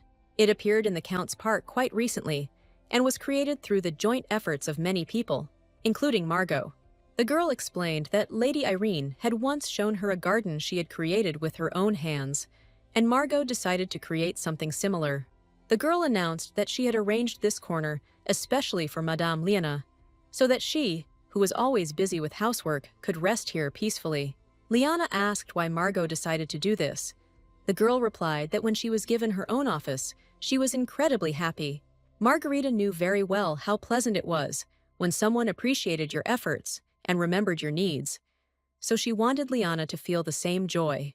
The girl admitted that the idea was born thanks to a duel, but she wants Liana, who always works for the good of the DeHart family, to experience true happiness. Liana froze, her throat constricted by tears that appeared out of nowhere. The headmaid had never expected this from her masters. Lord Salvador smiled quietly. He liked Margarita's actions, but what would Madame Liana say about this? Ethan knew he seemed to have lost this competition to see who could resist such a gift. Madame Liana overcame her excitement and solemnly declared that such a sensitive soul as Margarita's could be safely entrusted with the future of the de Hart family. The headmaid's verdict surprised Margarita. She had hoped for victory, but was not convinced of it. Madame Liana decided that she would give her vote to Lady Margarita. She was worthy of the position of successor to the head of the family. The Lord was glad that a solution had been found. A man who values family loyalty and does not take it for granted, who takes care of the servants, could become the head of the family. Irene and Ethan had already realized that victory had gone to another branch of the de Hart family. Lord Salvador solemnly announced that he, as the current head of the de Hart family, named Margarita de Hart, daughter of Count Bernardo, as his successor.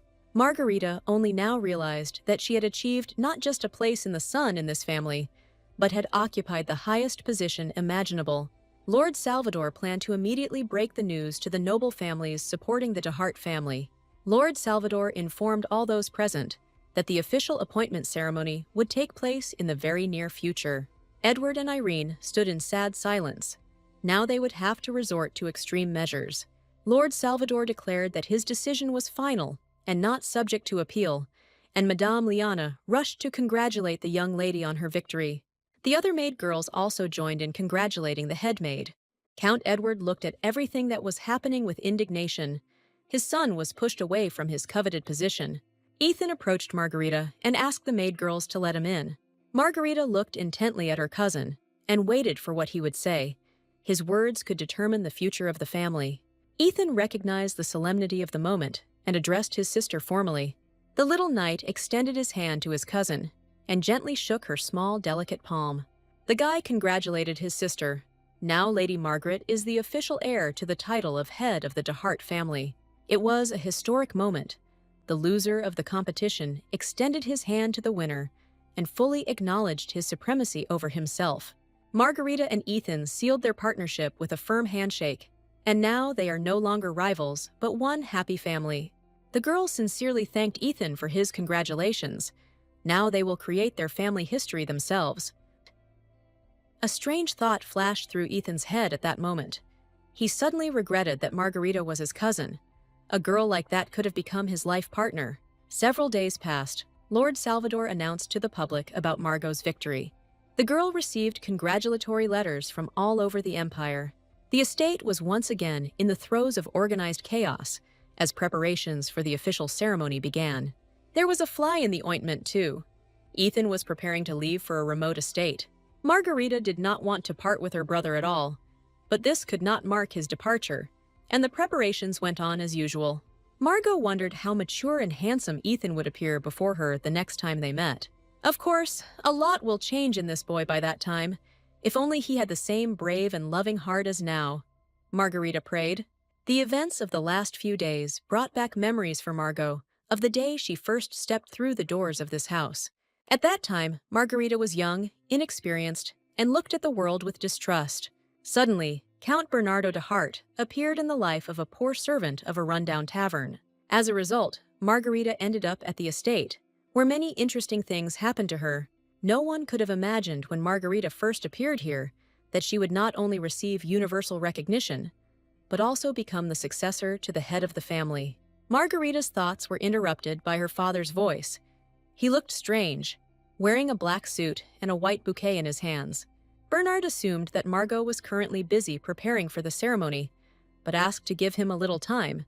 Margot was free and agreed. The girl noticed the bouquet and asked who it was for, if it was really for her. Bernard replied that today he wanted to give this bouquet to someone else, but asked Margarita to go with him. Margarita followed her father. They didn't have to go far. There was a family cemetery on the estate's grounds, and that's where they came. Count Bernard stopped at a modest obelisk with a laconic inscription and fell silent for a long time. Margarita looked at the inscription and guessed that this was the grave of Count Bernardo's recently deceased son. The Count confirmed the girl's guess. Here lay Bernardo's only son, the very one whose death had forced him to search for his illegitimate daughter. Margot remembered Bernardo's story when they first met and sighed heavily. She could have had another brother, but fate had treated him cruelly. Bernardo admitted that he was blinded by the thirst for power, and even the death of his son did not touch the heart of the Count, and he convinced himself that it meant nothing. As time went by, Bernardo realized what a fool he had been, and the meaning of his father's words became clear to him. Lord Salvador said that Bernardo had no humanity at all, and even if he became the next leader, he would never make a good ruler. Anyone who is unable to value their own child will never be able to properly govern entire lands and peoples. Margot replied that everyone makes mistakes, whether due to inexperience or stupidity, but the main thing is to find the strength to move on and become better. The girl asked her father not to be sad. She was sure that her brother would want to see his father happy, and suggested coming to her brother's grave together. The ceremony to proclaim the successor to the head of the DeHart family was declared open. Lord Salvador again took the floor to offer his greetings, saying that Margarita was embarking on a new path, and it would certainly not be easy. Grandfather guaranteed Margarita many harsh trials, both for her and for her comrades. Salvador said that the burden of obligations would now become Margarita's constant companion, and moments of grief and pain awaited her. But Margarita has the strength that will help her pass through the fog of the unknown. Salvador believed that Margarita had enough willpower to withstand the adversity that could befall the family, and her sincerity would help her. Lord Salvador believed that Margarita could cope as the current head, and asked if she was ready to fulfill the responsibilities that came with being the head of the family. The girl replied that she believed in a wonderful future in which she was destined to walk hand in hand with her precious family. Margarita vowed never to betray the interests of her family and to put them above her own. In that case, Lord Salvador declared, he named Margaret the official successor and next head of the House of DeHart. Margarita stated that no matter what difficulties and hardships await her ahead, if all these people are nearby, then she will easily cope with everything. The ceremony of appointing the successor and the celebration held in honor of this event were long remembered in the empire as the most striking event in recent years. The holiday euphoria subsided, and Margarita plunged into everyday affairs and concerns, which now became much more numerous. Margarita has to juggle her studies and get to grips with running a family. So today, she was told that the meeting would start early, but Margot shouldn't be late.